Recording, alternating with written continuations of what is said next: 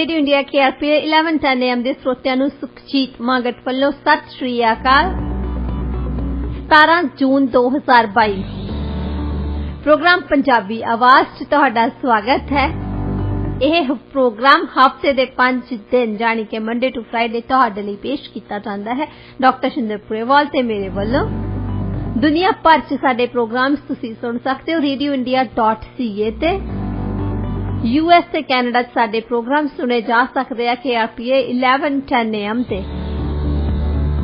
Studio ਦਾ number ਹੈ 6045929191 6045929191। ਸਵਾਗਤ ਕਰਦੇ ਹਾਂ ਡਾਕਟਰ ਸ਼ਿੰਦਰ ਪੁਰੇਵਾਲ ਜੀ ਦਾ। ਡਾਕਟਰ ਸਾਹਿਬ ਪ੍ਰੋਗਰਾਮ 'ਚ ਤੁਹਾਡਾ ਸਵਾਗਤ ਹੈ ਜੀ। Good morning. Good morning doctor ਸਾਹਿਬ। ਗੱਲਬਾਤ ਦਾ ਸਿਲਸਿਲਾ ਸ਼ੁਰੂ ਕਰਦੇ ਹਾਂ ਆਪਾਂ। ਸਾਬਕਾ MP ਰਾਜ ਗਰੇਵਾਲ ਤੇ ਨਵੇਂ ਦੋਸ਼ ਲੱਗੇ ਆ। ਭਾਰਤੀਆਂ ਤੋਂ ਇਮੀਗ੍ਰੇਸ਼ਨ ਫਾਈਲਸ ਦੇ ਬਦਲੇ ਉਹ ਪੈਸੇ ਲੈਂਦੇ ਸਨ। ਤੁਸੀਂ ਕਿਸ ਤਰ੍ਹਾਂ ਦੇਖਦੇ ਹੋ ਇਸ ਕੇਸ ਨੂੰ? ਦੇਖੋ, ਥੋੜੇ ਜਿਹੇ ਬੰਦੇ ਆ ਸਾਡੀ ਕਮਿਊਨਿਟੀ, ਇੰਡੀਅਨ ਕਮਿਊਨਿਟੀ ਦੇ ਵਿੱਚੋਂ ਜਿਨ੍ਹਾਂ ਦੀ ਯੋਗਤਾ ਆ। ਇੱਕ ਵੱਡੀ ਗੱਲ ਹੁਣ ਆ ਗਈ ਆ ਯੋਗਤਾ ਦੀ। ਜਦੋਂ ਸ਼ੁਰੂਆਤ ਹੋਈ ਸੀ ਨਾ ਪਾਰਲੀਮੈਂਟ 'ਚ ਬੰਦਿਆਂ ਦੀ ਜਾਣ ਦੀ, ਉਸ ਵੇਲੇ ਸਭ ਤੋਂ ਪਹਿਲਾਂ ਮੇਰਾ ਖਿਆਲ ਸਾਡੀ ਕਮਿਊਨਿਟੀ ਨੂੰ ਮਾਣ ਹੋਣਾ ਚਾਹੀਦਾ। ਇੱਕ ਕਾਂਗਰਸਮੈਨ ਬਣਿਆ ਸੀ ਸਾਡੇ ਅੰਮ੍ਰਿਤਸਰ ਡਿਸਟ੍ਰਿਕਟ ਦਾ ਸੀ, ਦਲੀਪ ਸਿੰਘ ਸੌਂਧ। ਪਹਿਲੀ ਵਾਰ ਇਲੈਕਟ ਹੋਇਆ US ਦੇ ਵਿੱਚ, ਮੁੜ ਕੇ ਕੋਈ ਪੰਜਾਬੀ ਨਹੀਂ ਗਿਆ ਉੱਥੇ। 1957 ਦੇ ਵਿੱਚ ਉਹ ਦਲੀਪ ਸਿੰਘ ਸੌਂਧ PhD ਕੀਤੀ ਸੀ ਉਹਨਾਂ ਨੇ ਮੈਥਮੈਟਿਕਸ। ਉਹ ਵੀ ਬਰਕਲੇ ਯੂਨੀਵਰਸਿਟੀ। ਬਰਕਲੇ ਯੂਨੀਵਰਸਿਟੀ ਜਿਹੜੀ ਆ ਦੁਨੀਆ ਦੀਆਂ ਟੌਪ 10 ਯੂਨੀਵਰਸਿਟੀਜ਼ ਦੁਨੀਆ ਭਰ 'ਚ। ਹਾਂਜੀ। ਉਹ ਬੜੇ ਤਕੜੇ ਮੈਥਮੈਟੀਸ਼ੀਅਨ ਸਨ ਤੇ ਉਹਨਾਂ ਨੇ 1957 ਤੋਂ 1963 ਤਾਈਂ ਸਰਵ ਕੀਤਾ ਉੱਥੇ ਹਾਊਸ ਆਫ ਰੈਪਸ ਦੇ ਵਿੱਚ ਕਾਂਗਰਸਮੈਨ ਦੇ ਤੌਰ 'ਤੇ। ਉਹਨਾਂ ਨੇ ਇੱਕ ਪਿਰਤ ਪਾਤੀ ਕਿ ਯੋਗਤਾ ਜਿਹੜੀ ਆ ਉਹ ਹੋਣੀ ਚਾਹੀਦੀ ਹੈ। ਹੁਣ ਇੱਥੇ ਸਾਡੇ ਉਹ MLA ਤੇ ਉਹ MP ਆ ਜਿਨ੍ਹਾਂ ਨੂੰ ਜੇ ਕੋਈ ਲਿਖ ਕੇ ਦੇ ਦਿੰਦਾ, ਉਹਨਾਂ ਦੀ ਪਾਰਟੀ ਦੀ ਕਾਕਸ ਹੈ ਅੰਗਰੇਜ਼ੀ ਦੇ ਵਿੱਚ, ਉਨੀ ਕੁ ਤਾਂ ਬੋਲ ਸਕਦੇ ਆ। ਉਹਨਾਂ ਨੂੰ ਨਾ ਸਮਝ ਆਉਂਦੀ ਆ। ਮੈਂ ਸ਼ਰਤ ਲਾ ਕੇ ਕਹਿੰਦਾ ਇਹਨਾਂ ਨੂੰ ਕਾਨੂੰਨ ਜਿਹੜਾ ਇਹਨਾਂ ਨੇ ਪਾਸ ਕੀਤਾ ਹੁੰਦਾ ਨਾ, ਉਹ ਇਹਨਾਂ ਦੇ ਮੋਹਰੇ ਰੱਖਦੇ ਵੀ ਮੈਨੂੰ ਸਮਝਾ ਇਹਦੇ ਵਿੱਚ ਕੀ ਲਿਖਿਆ ਹੈ। ਇਹਨਾਂ ਨੂੰ ਉਹ ਨਹੀਂ ਪਤਾ ਹੋਣਾ। ਮਤਲਬ ਉਸ ਗੱਲ ਦੇ ਵਿੱਚ ਗਿਰਾਵਟ ਆਈ ਹੈ ਜਿਹੜੀ ਸਾਡੇ ਇੱਕ ਥੀਸਿਸ ਕਹਿੰਦੇ ਹੁੰਦੇ ਵੀ ਡਿਕਲਾਈਨ ਆਫ ਲੈਜਿਸਲੇਚਰਸ। ਹਾਂਜੀ। ਉਹਦੇ ਚ ਸਭ ਤੋਂ ਪਹਿਲੀ ਗੱਲ ਕੁਆਲਿਟੀ ਦੀ ਗੱਲ ਹੈ। ਸੋ ਕੁਆਲਿਟੀ ਓਵਰਆਲ ਵੀ ਥੱਲੇ ਨੂੰ ਹੋਈ ਆ। ਪਰ ਰਾਜ ਗਰੇਵਾਲ ਦੀ ਇੱਕ ਸਿਫਤ ਕੀਤੀ ਜਾ ਸਕਦੀ ਕਿ ਉਹ ਉਹਨਾਂ ਬੰਦਿਆਂ ਦੇ ਵਿੱਚੋਂ ਆ ਜਿਨ੍ਹਾਂ ਦੀ ਯੋਗਤਾ ਇੱਕ MP ਬਣਨ ਜੋਗੀ ਹੈ। ਉਹਨਾਂ ਨੇ ਉਹ ਵੈਸੇ ਪੇਸ਼ੇ ਦੇ ਤੌਰ ਤੇ ਲਾਇਰ ਸਨ, ਹਨ ਹਾਲੇ ਵੀ ਵੈਸੇ। ਹਾਂਜੀ। ਤੇ ਉਹ ਪ੍ਰੋਬਲਮ ਪੈ ਗਈ ਹੈ ਉਹਨਾਂ ਨੂੰ ਹੁਣ ਕਿ ਇੱਕ ਉਹਨਾਂ ਨੂੰ ਆਦਤ ਪਈ ਸੀ ਜੂਆ ਖੇਡਣ ਦੀ। ਜੈਸੇ ਜਿੱਦਾਂ ਹੁਣ ਕੋਈ ਸ਼ਰਾਬ ਪੀਣ ਲੱਗ ਪੈਂਦਾ ਨਾ, ਆਲਕਾਹੋਲਿਕ ਹੋ ਜਾਂਦਾ। ਸ਼ਰਾਬ ਪੀਂਦਾ ਤਾਂ ਜੁਦੀ ਗੱਲ ਹੈ, ਐਡਿਕਸ਼ਨ ਹੋ ਜਾਂਦੀ ਹੈ। ਹਾਂਜੀ। ਇਹ ਇੱਕ ਬਿਮਾਰੀ ਆ ਵੈਸੇ ਜੀ, ਇਹ ਦਿਮਾਗੀ ਬਿਮਾਰੀ ਆ। ਕਈਆਂ ਨੂੰ ਦਿਮਾਗੀ ਬਿਮਾਰੀ ਆ ਫੋਨ ਯੂਜ਼ ਕਰਨ ਦੀ, ਕਈਆਂ ਨੂੰ ਨਹੀਂ, ਬਹੁਤਿਆਂ ਨੂੰ ਆ। ਮਤਲਬ ਹਰ ਤਰ੍ਹਾਂ ਦੀਆਂ ਬਿਮਾਰੀਆਂ ਨਾ ਅੱਜ ਕੱਲ੍ਹ। ਹਾਂਜੀ। ਤੇ ਇਹ ਪਹਿਲਾਂ ਇਹਨਾਂ ਤੇ ਜਦੋਂ ਪੁਲਿਸ ਨੇ ਇਹਨਾਂ ਨੂੰ ਫਾਲੋ ਕਰਨਾ ਸ਼ੁਰੂ ਕੀਤਾ ਨਾ, ਆਟਵਾ ਦੇ ਵਿੱਚ ਤੁਸੀਂ ਜੇ ਆਟਵਾ ਰਿਵਰ ਕ੍ਰਾਸ ਕਰਦੇ ਆ, ਪਹਿਲਾ ਟਾਊਨ ਜਿਹੜਾ ਕਿਬੈਕ ਦਾ ਆਉਂਦਾ ਗੈਟਨੋ ਆਉਂਦਾ, ਉੱਥੇ ਬਹੁਤ ਵੱਡਾ ਇੱਕ ਕਸੀਨੋ, ਤਕਰੀਬਨ ਸਾਰਾ ਹੀ ਆਟਵਾ ਉੱਥੇ ਬੈਠਾ ਹੁੰਦਾ ਸ਼ਾਮ ਨੂੰ। ਤੇ ਉੱਥੋਂ ਫਾਲੋ ਕਰਨ ਲੱਗੀ ਪੁਲਿਸ ਇਸ ਕਰਕੇ ਕਿ ਉਹ ਸੋਚਦੇ ਵੀ ਮਨੀ ਲਾਂਡਰਿੰਗ ਕਰਦੇ ਆ, ਕਿਉਂਕਿ ਮਨੀ ਲਾਂਡਰਿੰਗ ਬਹੁਤ ਜ਼ਿਆਦਾ ਕਰਦੇ ਸੀ ਲੋਕ। ਹਾਂਜੀ। ਤੇ ਫਿਰ ਉਹਨਾਂ ਨੂੰ ਪਤਾ ਲੱਗਾ ਉਹਨੂੰ ਫਾਲੋ ਕਰਕੇ ਕਿ ਨਹੀਂ, ਇਹ ਬੰਦਾ ਸੱਚੀ ਐਕਚੁਅਲੀ ਬਿਮਾਰ ਆ, ਇਹ ਤਾਂ ਜੂਆ ਖੇਡਣ ਆਉਂਦਾ। ਔਰ ਜੂਆ ਵੀ ਇੱਥੇ ਇਸ ਹੱਦ ਤਾਈਂ ਉਹਨਾਂ ਨੇ ਮਿਲੀਅਨਸ ਆਫ ਡਾਲਰਸ ਲੂਜ਼ ਕੀਤੇ ਉਹਦੇ ਵਿੱਚ। ਹਾਂਜੀ। ਤਾਂ ਉਹਦਾ ਉੱਤੇ ਕਰਜ਼ਾ ਹੋ ਗਿਆ। ਹੁਣ ਕਰਜ਼ੇ ਨੂੰ ਕਿੱਦਾਂ ਦੂਰ ਕਰਦੇ ਆ, ਇਹਦੇ ਵਿੱਚ ਅਖਲਾਕ ਦੀ ਗੱਲ ਆ ਜਾਂਦੀ ਹੈ। ਹਾਂਜੀ।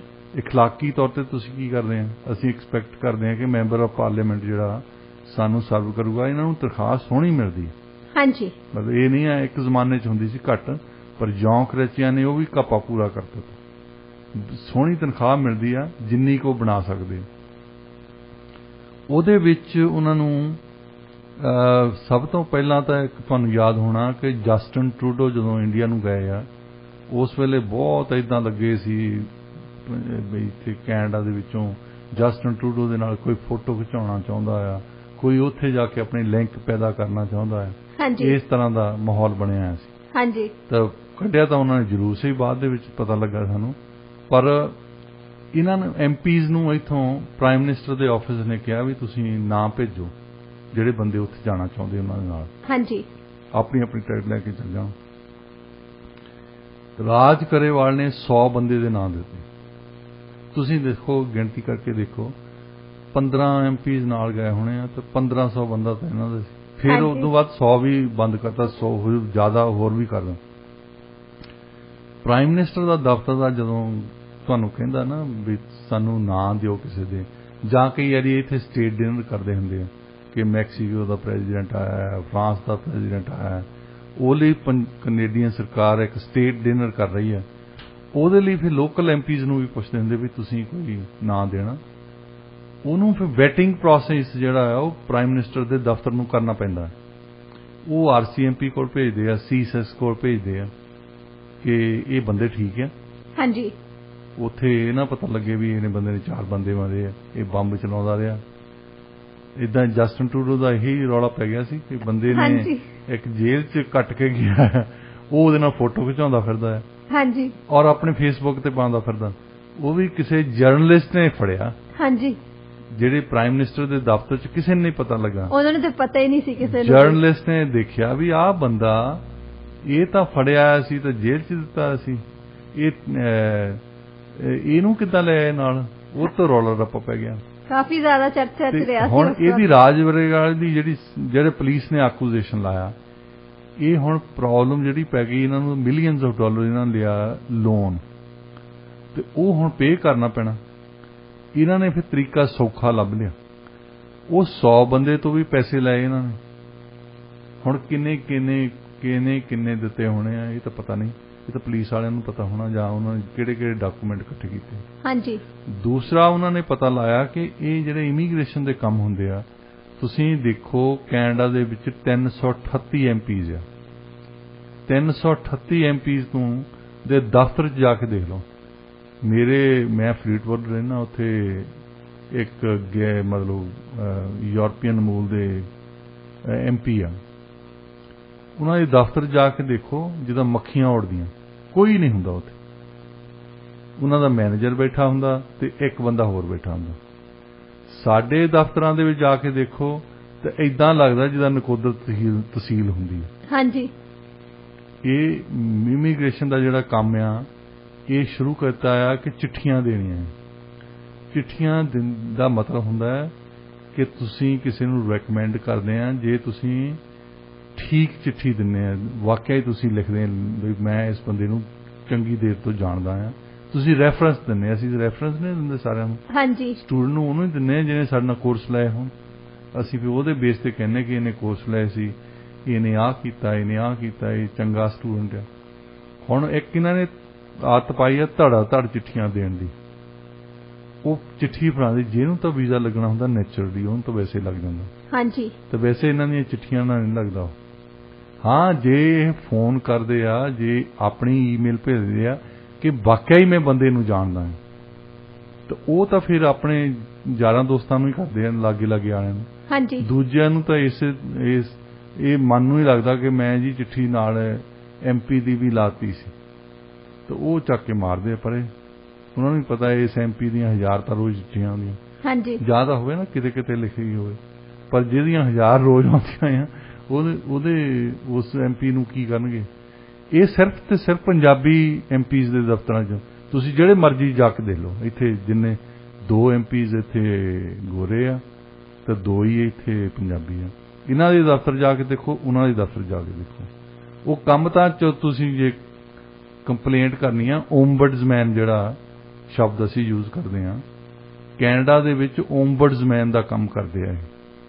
ਇਹਨਾਂ ਨੂੰ ਮਤਲਬ ਇਹਨਾਂ ਦਾ ਕੰਮ ਆ। ਵੈਸੇ ਜਿੱਦਾਂ ਸਾਡੀ ਹੁੰਦੀ ਨਾ ਜੌਬ ਡਿਸਕ੍ਰਿਪਸ਼ਨ ਆ, ਤੇ ਤੈਨੂੰ ਪੜ੍ਹਾਉਣਾ ਵੀ ਪੈਣਾ, ਕੱਲੀ ਖੋਜ ਹੀ ਨਾ ਕਰੀ ਜਾਈ। ਹਾਂਜੀ, ਇਹ ਇਹਨਾਂ ਦੀ ਜੌਬ ਡਿਸਕ੍ਰਿਪਸ਼ਨ ਆ ਵੀ ਤੁਸੀਂ ਜੇ ਕੋਈ ਤੁਹਾਡੇ ਕੰਸਟੀਚੁਐਂਟ ਨੂੰ ਕੰਪਲੇਂਟ ਹੋਵੇ ਤਾਂ ਉਸ ਰਿਜ਼ੋਲਵ ਕਰਨ ਦੀ ਕੋਸ਼ਿਸ਼ ਕਰੋ ਉਹਦੇ ਬਿਹਾਫ ਤੇ। ਉਹਦੀ ਤਨਖਾਹ ਮਿਲਦੀ, ਉਹਦੇ ਹੀ ਪੈਸੇ ਲਾਉਂਦੇ। House of Commons the speaker ਜਿਹੜਾ ਆ, ਉਹ ਐਲੋਕੇਟ ਕਰਦਾ ਇਹਨਾਂ ਨੂੰ ਫੰਡ। ਵੱਖ-ਵੱਖ ਐਮਪੀਜ਼ ਦੇ ਆਫਿਸਸ ਜਿਹੜੇ ਆ, ਇਹ ਇੱਥੇ ਜਿਹੜਾ ਆਫਿਸ 'ਚ ਸਾਡੇ ਇੱਥੇ ਆ, ਇਹ ਐਮਪੀ ਨੇ ਜੇਬ 'ਚੋਂ ਪੈਸੇ ਨਹੀਂ ਲਾਏ, ਇਹ ਤੁਹਾਡੇ ਟੈਕਸ ਪੇਅਰ ਦੇ ਪੈਸੇ ਲੱਗੇ ਆ, ਹਾਊਸ ਆਫ ਕਾਮਨਸ ਦੇ ਬਜਟ ਦੇ ਵਿੱਚੋਂ ਆਉਂਦੇ ਆ। ਤਾਂ ਉਹਦੇ ਵਿੱਚ ਨਾਲ ਇੱਕ ਸ਼ਰਤ ਵੀ ਲਾਈ ਹੈ ਵੀ ਤੁਸੀਂ ਆਹ ਕੰਮ ਕਰਨੇ ਆ, ਤੇ ਉਹ ਕੰਮ ਕਰਨਾ ਹੀ ਪੈਂਦੇ ਆ। ਜੇ ਨਹੀਂ ਕਰਦੇ ਤੁਸੀਂ ਹਾਊਸ ਆਫ ਕਾਮਨਸ ਦੇ ਸਪੀਕਰ ਨੂੰ ਲਿਖ ਦਿਓ ਕਿ ਮੈਂ ਇਸ ਐਮਪੀ ਦੇ ਗਿਆ ਸੀ, ਇਹਨੇ ਮੈਨੂੰ ਨਾ ਕਰ ਦਿੱਤੀ, ਫਿਰ ਦੇਖਿਓ ਇਹਨਾਂ ਦੀ ਛੈਲ ਲਾਉਂਦੇ ਹੋ। ਹਾਂਜੀ, ਅੱਛਾ, ਰਾਜ ਗਰੇਵਾਲ ਨੇ ਕੀ ਕੀਤਾ, ਉਹ ਨਵਾਂ ਕੰਮ ਕਰਨਾ ਸ਼ੁਰੂ ਕਰ, ਇਮੀਗ੍ਰੇਸ਼ਨ ਦੇ ਕੰਮ, ਜਿੱਦਾਂ ਹੁਣ ਇਮੀਗ੍ਰੇਸ਼ਨ ਕੰਸਲਟੈਂਟ ਦਾ ਛੈਲ ਲਾਉਂਦੇ ਹੀ ਲਾਉਂਦੇ ਆ, ਉਹ ਐਮਪੀ ਬਣ ਕੇ ਵੀ ਲਾਉਣ ਲੱਗ ਪਿਆ। ਹਾਂਜੀ, ਇਮੀਗ੍ਰੇਸ਼ਨ ਦਾ ਜੇ ਕਿਸੇ ਦਾ ਕਰਾਉਣਾ, ਮੈਂ ਪਤਾ ਕਰਵਾ ਦਿੰਦਾ ਕਿ ਹੋ ਕੀ ਰਿਹਾ ਤੁਹਾਡੀ ਫਾਈਲ ਤੇ, ਤਾਂ ਉਹਦੇ ਪੈਸੇ ਲੈ ਲਓ। ਕਿਸੇ ਦਾ ਵੀਜ਼ਾ ਲਵਾਤਾ, ਉਹਦੇ ਪੈਸੇ ਲੈ ਲਓ। ਇਹ ਐਲੀਗੇਸ਼ਨ ਆ ਵੀ ਅਜੇ ਤੱਕ ਤਾਂ। ਹਾਂਜੀ, ਤਾਂ ਕੀ ਹੁਣ ਸਵਾਲ ਅਗਲਾ ਆਉਂਦਾ ਆ ਕਿ ਰਾਜ ਗਰੇਵਾਲ ਇਹ ਕੰਮ ਕਰਦਾ ਸੀ ਕਿ ਬਾਕੀ ਦੇ ਐਮਪੀ ਵੀ ਇਹੀ ਕੰਮ ਕਰਦੇ ਆ? ਹਾਂਜੀ, ਕਿਉਂਕਿ ਜੇ ਤੁਸੀਂ ਇਹਨਾਂ ਦੇ ਫੰਡ ਰੇਜ਼ਰ ਡਿਨਰ ਤੇ ਜਾਂਦੇ ਆ ਨਾ, ਬਹੁਤੇ ਟੇਬਲ ਇਹਨਾਂ ਦੇ ਇਮੀਗ੍ਰੇਸ਼ਨ ਕੰਸਲਟੈਂਟ ਨੇ ਲਏ ਹੁੰਦੇ ਆ। ਹਾਂਜੀ, ਕੱਲੇ ਨੂੰ ਜਾ ਕੇ ਮਿਲ ਲਓ, ਤੁਸੀਂ ਉਹਨਾਂ ਦੇ ਨਾਂ ਲਿਖ ਕੇ ਦੇਖ ਲਓ। ਤੇ ਉਹ ਇਮੀਗ੍ਰੇਸ਼ਨ ਕੰਸਲਟੈਂਟ ਹੀ ਕਿਉਂ ਇਹਨਾਂ ਦੇ ਲੈਂਦੇ? ਕੋਈ ਨਾ ਕੋਈ ਤਾਂ ਕਨੈਕਸ਼ਨ ਹੋਣਾ ਨਾ। ਹਾਂਜੀ, ਬਿਲਕੁਲ। ਜੇ ਉਹ ਅੰਤਾਂ ਦਾ ਪੈਸਾ ਇਕੱਠਾ ਕਰਦੇ ਆ, LMI ਚੋਂ ਪੈਸੇ ਕਮਾਉਂਦੇ ਆ, ਹੋਰ ਜਿਹੜਾ ਉਹਨਾਂ ਨੂੰ ਪਤਾ ਹੋਵੇ ਚਾਹੇ ਨਾ ਪਤਾ ਹੋਵੇ, ਪੈਸੇ ਜ਼ਰੂਰ ਲੈ ਲੈਂਦੇ ਆ। ਹਾਂਜੀ, ਉਹਦੇ ਵਿੱਚੋਂ ਐਮਪੀਜ਼ ਦਾ ਕਿੰਨਾ ਹਿੱਸਾ ਹੈ? ਰਾਜ ਗਰੇਵਾਲ ਦਾ ਸਾਹਮਣੇ ਆ ਗਿਆ ਨਾ ਸਾਰਿਆਂ ਦੇ। ਹਾਂਜੀ, ਇਹਨਾਂ ਦਾ ਕੇਸ ਸਾਹਮਣੇ ਆ। ਹੁਣ ਮੈਨੂੰ ਇਹ ਥੋੜੀ ਜਿਹੀ ਇਸ਼ੂ ਆ ਸਾਡੇ ਲਈ, ਇੱਕ ਤਾਂ ਉਹਨੂੰ ਪ੍ਰੋਬਲਮ ਸੀ ਜਿਹੜੀ ਸੋਲਵ, ਉਹਨੂੰ ਮੈਡੀਕਲ ਕੋਈ ਏਡ ਚਾਹੀਦੀ ਸੀ ਉਸ ਵੇਲੇ, ਕਿ ਇਹ ਬਿਮਾਰੀ ਆ ਵੈਸੇ ਕਿ ਜੂਆ ਹੀ ਖੇਲੀ ਜਾਂਦਾ ਬੰਦਾ। ਇੱਕ ਦੂਸਰੀ ਗੱਲ ਹੈਗੀ ਆ ਵੀ ਯੋਗਤਾ ਵਾਲੇ ਬੰਦੇ ਬਹੁਤ ਘੱਟ ਆ ਉੱਥੇ। ਉਹ ਬੰਦਾ ਯੋਗ ਸੀ, ਕੋਈ ਖੜ ਕੇ ਬੋਲਣ, ਹੁਣ ਹਿੰਮਤ ਹੈਗੀ ਬੋਲਣ ਦੀ ਜਾਂ ਨਹੀਂ ਹੈਗੀ ਇਹ ਜੁਦੀ ਗੱਲ ਹੈ, ਸੈਕੰਡ ਹੈ, ਪਰ ਉਹਦੇ 'ਚ ਯੋਗਤਾ ਤਾਂ ਸੀ ਨਾ ਉਹ ਬੋਲਣ ਦੀ। ਤੇ ਸਾਡੇ ਤਾਂ ਬਹੁਤਿਆਂ ਦੀ ਪਹਿਲੀ ਨਹੀਂ ਪੂਰੀ ਹੁੰਦੀ ਯੋਗਤਾ ਵਾਲੀ। ਸਿਕਿਉਰਿਟੀ ਗਾਰਡ ਦੀ ਜ਼ਿਆਦਾ ਕੁਆਲੀਫਿਕੇਸ਼ਨ ਹੈ, ਐਮਪੀ ਦੀ ਘੱਟ ਆ। ਹਾਂਜੀ, ਮਤਲਬ ਇਹ ਕੈਨੇਡਾ ਦੇ ਵਿੱਚ ਹੀ ਹੋ ਸਕਦਾ। ਜੀ, ਹਿੰਦੁਸਤਾਨ ਦੇ ਵਿੱਚ ਜਿਹੜੇ ਉੱਥੇ ਚਪੜਾਸੀ ਫਿਰਦੇ ਹੁੰਦੇ ਨਾ ਪਾਰਲੀਮੈਂਟ ਦੇ ਵਿੱਚ, ਉਹਨਾਂ ਨਾਲੋਂ ਤਾਂ ਜ਼ਿਆਦਾ ਪੜ੍ਹੇ ਆ ਉੱਥੇ ਪਾਰਲੀਮੈਂਟ ਦੇ ਵਿੱਚ। ਉੱਥੇ ਮੈਂ ਪਾਰਲੀਮੈਂਟ ਦੇ ਵਿੱਚ ਇੰਡੀਆ 'ਚ ਦੇਖੇ ਬਹੁਤੇ ਬੰਦੇ MA PhD ਤੁਰੇ ਫਿਰਦੇ ਆ। ਮੈਂ ਕਿਹਾ ਸਾਡੇ ਤਾਂ ਇੱਦਾਂ ਦਾ ਕੋਈ ਚੱਕਰ ਹੀ ਨਹੀਂ। ਸਾਡੇ ਤਾਂ ਉਹ ਬੰਦੇ ਆ ਜਿਹੜੇ ਅੰਗਰੇਜ਼ੀ ਸ਼ੁਰੂ ਕਰ ਲੈਂਦੇ ਆ, ਉਦੋਂ ਹੀ ਭੁੱਲ ਜਾਂਦੇ ਆ। ਉਦੋਂ ਫਿਰ ਦਿਮਾਗ 'ਚ ਆਉਂਦਾ ਵੀ ਹੁਣ ਮੈਂ ਹੱਥ ਨਾਲ ਹੀ ਗੱਲ ਕਰ ਲਵਾਂ ਚੰਗਾ ਆ। ਹਾਂਜੀ, ਵੈਸੇ ਵੀ ਕਹਿੰਦੇ ਆ ਨਾ ਕਿ ਜਿਹੜੀ ਸਾਈਨ ਲੈਂਗੁਏਜ ਆ, ਸਮ ਟਾਈਮਸ ਲੋਕ ਸਮਝ ਲੈਂਦੇ ਆ। ਉਹ ਫਿਰ ਹੱਥ ਇਦਾਂ ਕਰਨਾ ਪੈਂਦਾ ਵੀ ਆਪੇ ਹੀ ਤੁਸੀਂ ਸਮਝੋ। ਹਾਂਜੀ, ਮੈਂ ਕੋਈ ਫਿਊਨਰਲ ਤੇ ਗਿਆ ਸੀ, ਉੱਥੇ ਪੰਜਾਬੀਆਂ ਦਾ ਫਿਊਨਰਲ ਆ। ਪਹਿਲੀ ਗੱਲ ਤਾਂ ਪੰਜਾਬੀ ਬੋਲਾ ਤਾਂ ਪੰਜਾਬੀਆਂ ਦਾ ਫਿਊਨਰਲ ਆ। ਹਾਂਜੀ, ਤੇ MP ਲੱਗਾ, ਸ਼ੁਰੂ ਤਾਂ ਉਹਨੇ ਕੀਤੀ ਅੰਗਰੇਜ਼ੀ ਦੇ ਵਿੱਚ ਗੱਲ। ਜਦੋਂ 2 ਸੈਂਟੈਂਸ ਟੁੱਟੇ ਫੁੱਟੇ ਬੋਲੇ, ਫਿਰ ਉਹਨੂੰ ਪਤਾ ਲੱਗਾ ਵੀ ਹੁਣ ਪੰਜਾਬੀ 'ਚ ਹੀ ਕਰਾਂ ਤਾਂ ਚੰਗੀ ਹੈ। ਮੈਂ ਸਮਝਦਾ ਜੇ ਪੰਜਾਬੀ ਹੋਈ ਕਿਸੇ ਨੂੰ ਚੱਜ ਨਾ ਆਉਂਦੀ ਆ, ਬੋਲੋ ਤੁਸੀਂ ਉੱਥੇ। ਹਾਂਜੀ, ਪਰ ਉਹਨੂੰ ਪੰਜਾਬੀ ਵੀ ਚੱਜ ਨਾਲ ਨਹੀਂ ਆਉਂਦੀ। ਤੇ ਇਸ ਤਰ੍ਹਾਂ ਦੇ ਯੋਗਤਾ ਦੇ ਹਿਸਾਬ ਦੇ ਨਾਲ ਰਾਜ ਗਰੇਵਾਲ ਦੀ ਕੋਈ ਕਿੰਤੂ ਪ੍ਰੰਤੂ ਨਹੀਂ ਉਹਦੀ ਯੋਗਤਾ ਬਾਰੇ। ਕੈਪੇਬਲ ਤਾਂ ਹੈ, ਕੈਪੇਬਲ ਹੈ, ਪਰ ਆਹ ਬਿਮਾਰੀ ਜਿਹੜੀ ਆ ਕਿ ਉਹਨੂੰ ਜੂਆ ਹੀ ਖੇਲਣ ਲੱਗ ਪਿਆ। ਫਿਰ ਤੀਜੀ ਬਿਮਾਰੀ ਇਹ ਆ ਵੀ ਅਖਲਾਕ ਕੋਈ ਨਹੀਂ। ਹਾਂਜੀ, ਜੂਆ ਖੇਲਦੇ ਆ ਹੁਣ ਪੈਸੇ, ਉਹਨੇ ਇਸ਼ੂ ਇਹ ਬਣ ਗਈ ਨਾ ਪੁਲਿਸ ਲਈ ਵੀ ਇਹਨੇ ਪੈਸੇ ਫਟਾਫਟ ਮੋੜ ਕਿੱਦਾਂ ਦਿੱਤੇ, ਹਾਂਜੀ, ਕਿੱਥੋਂ ਲਿਆਇਆ ਇੰਨੇ ਪੈਸੇ। ਇਹ ਜਿੱਦਾਂ ਇੰਡੀਆ 'ਚ ਨਹੀਂ ਲਾਅ, ਜੇ ਤੁਹਾਡੇ ਇਨਕਮ ਓਨੀ ਆ ਤਾਂ ਐਸਟ ਤੁਹਾਡੇ ਤੋਂ ਜ਼ਿਆਦਾ ਹੈ। ਇੱਥੇ ਵੀ ਉਹ ਦੇਖਦੇ ਆ ਕਿ 1,80,000 ਦੀ ਤਨਖਾਹ ਆ ਤਾਂ ਮੋੜੀ ਜਾਂਦਾ ਮਿਲੀਅਨਸ। ਹਾਂਜੀ, ਤਾਂ ਫਿਰ ਉਹਨਾਂ ਨੇ ਦੇਖਿਆ ਵੀ ਇਹ ਜਿਹੜੇ ਬੰਦੇ ਇੰਡੀਆ ਨੂੰ ਲੈ ਕੇ ਗਿਆ ਸੀ ਉਹਨਾਂ ਤੋਂ ਕਿੰਨੇ ਲਏ ਹੋਣੇ। ਅੱਛਾ, ਉਹਨਾਂ ਨੇ ਐਡਮਿਟ ਤਾਂ ਕਰਨਾ ਨਹੀਂ, ਪਤਾ ਨਹੀਂ ਕਰਨਗੇ ਜਾਂ ਨਹੀਂ ਕਰਨਗੇ, ਕਿਸੇ ਨੇ ਐਫੀਡੇਵਿਟ ਦਿੱਤਾ ਜਾਂ ਨਹੀਂ ਦਿੱਤਾ। ਹਾਂਜੀ, ਉਹ ਤਾਂ ਹੁਣ ਸਾਹਮਣੇ ਆਉਣਾ ਜੋ ਟ੍ਰਾਇਲ ਤੇ ਜਿਹੜੀ ਪੁਲਿਸ ਐਕੁਜੀਸ਼ਨ ਲਾ ਰਹੀ ਆ ਕਿ ਉਹ ਸੱਚ ਆ ਜਾਂ ਝੂਠ ਹੈ। ਇਮੀਗ੍ਰੇਸ਼ਨ ਤੋਂ ਕਿਹੜੇ ਕੇਸਸ ਤੋਂ ਕਿੰਨੇ ਪੈਸੇ ਲੈਂਦਾ ਸੀ, ਕਿੱਦਾਂ ਲੈਂਦਾ ਸੀ। ਹੁਣ ਇਮੀਗ੍ਰੇਸ਼ਨ ਦੇ ਵਿੱਚ ਇਹ ਵੀ ਪ੍ਰੋਬਲਮ ਆ ਜਾਂਦੀ ਹੈ ਨਾ। ਇੱਥੇ ਬੰਦੇ ਕੋਈ ਬੰਦਾ 70,000 ਦਾ ਸ਼ਾਇਦ ਲੈ ਕੇ ਆਇਆ ਸੀ, ਮੈਨੇਜਮੈਂਟ ਦਾ ਉਹ LMI ਹੈ, मेरे को आके रोया, मेरे तो 70,000 कैश ले लिया। मैं कहा तू इदां कर, एफीडेविट दे दे मैनू, एफीडेविट दे के लॉयर दे नोटराइज करा दें, तो उस तो बाद असीं देख लैंदे भी तेरे पैसे भी मुड़ जाण, कोई गल नहीं। ਉਹਦੇ 'ਚ ਇੰਨੀ ਹਿੰਮਤ ਨਹੀਂ, ਕਿਉਂਕਿ ਉਹਨੇ ਤਾਂ PR ਲਈ ਅਪਲਾਈ ਕਰਨਾ। ਹਾਂਜੀ, ਹੁਣ ਆਪ ਵੀ ਕਾਣਾ ਕਰਕੇ ਤੁਸੀਂ ਕਹਿ ਤਾਂ ਸਕਦੇ ਆ, ਰੌਲਾ ਪਾ ਸਕਦੇ ਆ, ਪਰ ਜੇ ਹਿੰਮਤ ਹੋਵੇ ਤਾਂ ਫੇਰ ਹੀ ਗੱਲ ਕਰ ਸਕਦੇ ਆ। ਬਹੁਤੇ ਬੰਦੇ ਜਿਹੜੇ ਪੈਸੇ ਦਿੰਦੇ ਵੀ ਆ ਇਸ ਕੰਮ ਲਈ, ਇਮੀਗ੍ਰੇਸ਼ਨ ਲਈ, ਉਹਨਾਂ ਨੇ ਕਦੇ ਵੀ ਐਡਮਿਟ ਨਹੀਂ ਕਰਨਾ ਕੋਰਟ ਦੇ ਵਿੱਚ ਆ ਕੇ ਕਿ ਅਸੀਂ ਇਹਨਾਂ ਨੂੰ ਪੈਸੇ ਦਿੱਤੇ ਆ। ਜੀ ਐਕਚੁਅਲੀ ਡਾਕਟਰ ਸਾਹਿਬ ਉਦੋਂ ਤਾਂ ਮਿਊਚੁਅਲ ਅੰਡਰਸਟੈਂਡਿੰਗ ਦੇ ਨਾਲ ਇਹ ਡੀਲਸ ਲਾ ਲਓ ਕਰਦੇ, ਜਿੱਦਾਂ LMI ਲੈਟਰਸ ਵਗੈਰਾ ਦਾ ਜੋ ਵੀ ਚੱਲਦਾ ਰਿਹਾ ਮਸਲਾ ਸਭ ਨੂੰ ਪਤਾ। ਉਸ ਵਕਤ ਤਾਂ ਦੋਨੋਂ ਧਿਰਾਂ ਹੁੰਦੀਆਂ ਨੇ ਸਹਿਮਤ, ਕਿਉਂਕਿ ਉਹਨਾਂ ਨੂੰ ਹੁੰਦਾ ਕਿ ਕਿਸੇ ਤਰੀਕੇ ਦੇ ਨਾਲ ਲੈਟਰ ਮਿਲ ਜੇ ਤੇ PR ਦਾ ਕੇਸ ਲੱਗ ਜੇ। ਫਿਰ ਬਾਅਦ ਦੇ ਵਿੱਚ ਵੈਸੇ ਤਾਂ ਗੱਲਬਾਤ ਕਰਦੇ ਰਹਿੰਦੇ, ਤੁਹਾਡੀ ਗੱਲ ਸਹੀ ਹੈ, ਐਫੀਡੇਵਿਟ ਲਿਖ ਕੇ ਦੇਣ ਨੂੰ ਕੋਈ ਨਹੀਂ ਤਿਆਰ ਹੁੰਦਾ। ਉਹ ਆਪਣਾ ਡਰ ਹੁੰਦਾ ਨਾ ਉਹਨਾਂ ਨੂੰ। ਹਾਂਜੀ, ਹੁਣ ਇਹੀ ਪ੍ਰੋਬਲਮ ਮੈਨੂੰ ਮੈਂ ਉੱਥੇ ਕਿਸੇ ਨੇ ਇਮੀਗ੍ਰੇਸ਼ਨ ਆਫੀਸ਼ੀਅਲ ਨਾਲ ਦੱਸਦਾ ਸੀ, ਉਹਨਾਂ ਮੈਂ ਕਿਹਾ ਵੀ ਅਸੀਂ ਜਿਹੜੀ ਪ੍ਰੋਬਲਮ ਪੈਣੀ ਹੈ ਇਹਨਾਂ ਨੂੰ ਕੋਰਟ ਦੇ ਵਿੱਚ ਉਹ ਇਹ ਆ ਕਿ ਰਾਜ ਗਰੇਵਾਲ ਨੇ ਪੈਸੇ ਲੈ ਲਏ ਹੋਣੇ, ਕੋਈ ਗੱਲ ਨਹੀਂ, ਉਹਨਾਂ ਦਾ ਕੰਮ ਕਰਾਤਾ, ਪਰ ਜਿਹੜੇ ਬੰਦਿਆਂ ਨੂੰ PR ਮਿਲ ਗਈ ਆ, ਜਿਹੜਾ ਬੰਦਾ ਦਾ ਇੱਥੇ ਬੰਦਾ ਆ ਗਿਆ, ਉਹ ਮੈਂ ਸ਼ਰਤ ਲਾ ਕੇ ਕਹਿਣਾ ਵੀ ਤੁਹਾਨੂੰ ਉਸ ਬੰਦੇ ਨੇ ਐਫੀਡੇਵਿਟ ਨਹੀਂ ਦੇਣਾ। ਹਾਂਜੀ, ਇਹ ਦੋਹਾਂ ਪਾਸਿਆਂ ਤੇ ਹੀ ਆ ਜੀ, ਲੈਣ ਵਾਲੇ ਵੀ ਉਦਾਂ ਦੇ ਹੀ ਆ, ਦੇਣ ਵਾਲੇ ਵੀ ਉਦਾਂ ਦੇ ਹੀ। ਹੁਣ ਰਾਜ ਗਰੇਵਾਲ ਵੀ ਤਾਂ ਇਹੀ ਕਹਿੰਦਾ ਕਿ ਉਹਨੇ ਹੈਲਪ ਸਿਰਫ ਆਪਣੇ ਫੈਮਿਲੀ ਫਰੈਂਡਸ ਤੋਂ ਲਈ ਸੀ, ਆਪਣੀ ਜੂਏ ਦੀ ਲੱਤ ਜਿਹੜੀ ਹੈਗੀ ਉਹਨੂੰ ਲੱਗੀ, ਉਹਨੂੰ ਖਤਮ ਕਰਨ ਦੇ ਲਈ। ਉਹ ਮੰਨ ਤਾਂ ਨਹੀਂ ਰਹੇ ਹਜੇ ਤੱਕ। ਫੈਮਿਲੀ ਫਰੈਂਡਸ ਜ਼ਿਆਦਾ ਹੀ ਆ ਉਹਨਾਂ ਦੇ ਜਿਹਨਾਂ ਇੰਨੇ ਪੈਸੇ ਇਕੱਠੇ ਕਰ ਲਏ। ਹਾਂਜੀ ਡਾਕਟਰ ਸਾਹਿਬ, ਗੱਲ ਕਰਦੇ ਆ FIFA ਵਰਲਡ ਕੱਪ ਦੀ। 2026 ਵਿੱਚ ਹੋਣ ਜਾ ਰਿਹਾ, ਵੈਨਕੂਵਰ ਤੇ ਟੋਰਾਂਟੋ ਵੱਲੋਂ ਹੋਸਟ ਕੀਤਾ ਜਾ ਰਿਹਾ, ਕੀ ਕਹਿਣਾ ਚਾਹੋਗੇ? ਇਹ ਪਹਿਲੀ ਵਾਰ ਇਹਨਾਂ ਨੇ 3 ਦੇਸ਼ਾਂ ਨੂੰ ਵੈਸੇ ਦਿੱਤਾ, ਇਹ ਕੈਨੇਡਾ, US ਤੇ ਮੈਕਸੀਕੋ। ਅਸੀਂ NAFTA ਵਾਲੀ ਕੰਟਰੀਜ਼ ਵੀ ਆ। ਹਾਂਜੀ, ਸੋ 3 ਦੇਸ਼ਾਂ ਦੇ ਵਿੱਚ ਮੈਚਸ ਹੋਣੇ ਆ। ਇਸ ਸਾਲ ਤੇ ਕਟਰ ਦੇ ਵਿੱਚ ਹੋ ਰਿਹਾ, ਦੋਹਾ ਦੇ ਵਿੱਚ। 2026 ਵਾਲਾ ਜਿਹੜਾ ਉਹ ਸਾਡੇ ਹੋਣਾ ਕੈਨੇਡਾ, US ਤੇ ਮੈਕਸੀਕੋ ਦੇ ਵਿੱਚ। ਸਭ ਤੋਂ ਵੱਧ ਜੇ ਦੁਨੀਆ ਦੇ ਵਿੱਚ ਸਪੋਰਟਸ ਦੇਖੀ ਜਾਂਦੀ ਹੈ ਔਰ ਇੰਜੋਏ ਕੀਤੀ ਜਾਂਦੀ, ਮੰਨਣ ਦਮਾਨ ਦੇ ਲੋਕੀ, ਤਾਂ ਫੁੱਟਬਾਲ ਹੈ। ਹਾਂਜੀ, ਫੁੱਟਬਾਲ ਦਾ ਇੱਕ ਇਹ ਆਮ ਲੋਕਾਂ ਦੀ ਗੇਮ ਵੀ ਇਸ ਕਰਕੇ ਮੰਨਿਆ ਜਾਂਦਾ ਕਿ ਇੱਕ ਫੁੱਟਬਾਲ ਦੇ ਦਿਓ, ਸਾਰਾ ਪਿੰਡ ਖੇਲਣ ਲੱਗ ਪੈਂਦਾ। ਹਾਂਜੀ, ਇਹ 'ਚ ਕੋਈ ਕਾਸਟ ਨਹੀਂ ਹੈ। ਜੇ ਤੁਸੀਂ ਕ੍ਰਿਕਟ ਖੇਡੋਗੇ ਤਾਂ ਤੁਹਾਨੂੰ ਕਈ ਤਰ੍ਹਾਂ ਦੀ ਇਕਵਿਪਮੈਂਟ ਲੈਣੀ ਪੈਂਦੀ ਹੈ, ਉਹਨਾਂ ਦੀ ਵਰਦੀਆਂ ਲੈਣੀਆਂ ਪੈਂਦੀਆਂ। ਗੋਲਫ ਖੇਲੋਗੇ ਤੁਹਾਨੂੰ 3600 ਚੀਜ਼ਾਂ ਲੈਣੀਆਂ ਪੈਂਦੀਆਂ। ਪਰ ਇਹ ਇੱਕ ਚੀਜ਼ ਆ ਕਿ ਇੱਕ ਤੁਹਾਨੂੰ ਬਾਲ ਮਿਲ ਜਵੇ, ਬਸ ਸਾਰੇ ਦੇ ਸਾਰੇ ਖੇਡ ਸਕਦੇ ਤੁਸੀਂ, ਜਿੰਨੇ ਮਰਜ਼ੀ ਪਲੇਅਰ ਲੈ ਜਾਓ। ਹਾਂਜੀ, ਔਰ 1930 ਦੇ ਵਿੱਚ ਪਹਿਲੀ ਵਾਰ FIFA ਨੇ ਸ਼ੁਰੂ ਕੀਤਾ ਸੀ ਵਰਲਡ ਕੱਪ, ਤੇ 1994 ਚ ਇੱਥੇ US ਦੇ ਵਿੱਚ ਹੋਇਆ ਸੀ। ਜੇ ਤੁਸੀਂ ਅੱਜ ਕੱਲ੍ਹ ਦੇਖਦੇ ਨਾ ਅਮਰੀਕਾ ਤੇ ਕੈਨੇਡਾ ਦੇ ਵਿੱਚ ਬੱਚਿਆਂ ਦੇ ਰੁਝਾਨ, ਸਭ ਤੋਂ ਵੱਧ ਬੱਚੇ ਜਿਹੜੀ ਗੇਮ ਖੇਲਦੇ ਆ ਉਹ ਫੁੱਟਬਾਲ ਖੇਲਦੇ। ਹਾਂਜੀ, ਹੁਣ ਅਮਰੀਕਨ ਫੁੱਟਬਾਲ ਹੋ ਰਿਹਾ, ਉਹ ਵੱਡੇ ਜ਼ਿਆਦਾ ਦੇਖਦੇ ਆ, ਪਰ ਸੌਕਰ ਜ਼ਿਆਦਾ, ਜਿਹਨੂੰ ਅਸੀਂ ਸੌਕਰ ਕਹਿੰਦੇ ਉਹ ਜ਼ਿਆਦਾ ਪਾਪੂਲਰ ਹੈ। ਹਾਂਜੀ, ਇਹ ਬੱਚਿਆਂ ਦੇ ਵਿੱਚ ਜ਼ਿਆਦਾ ਪਾਪੂਲਰ ਹੈ।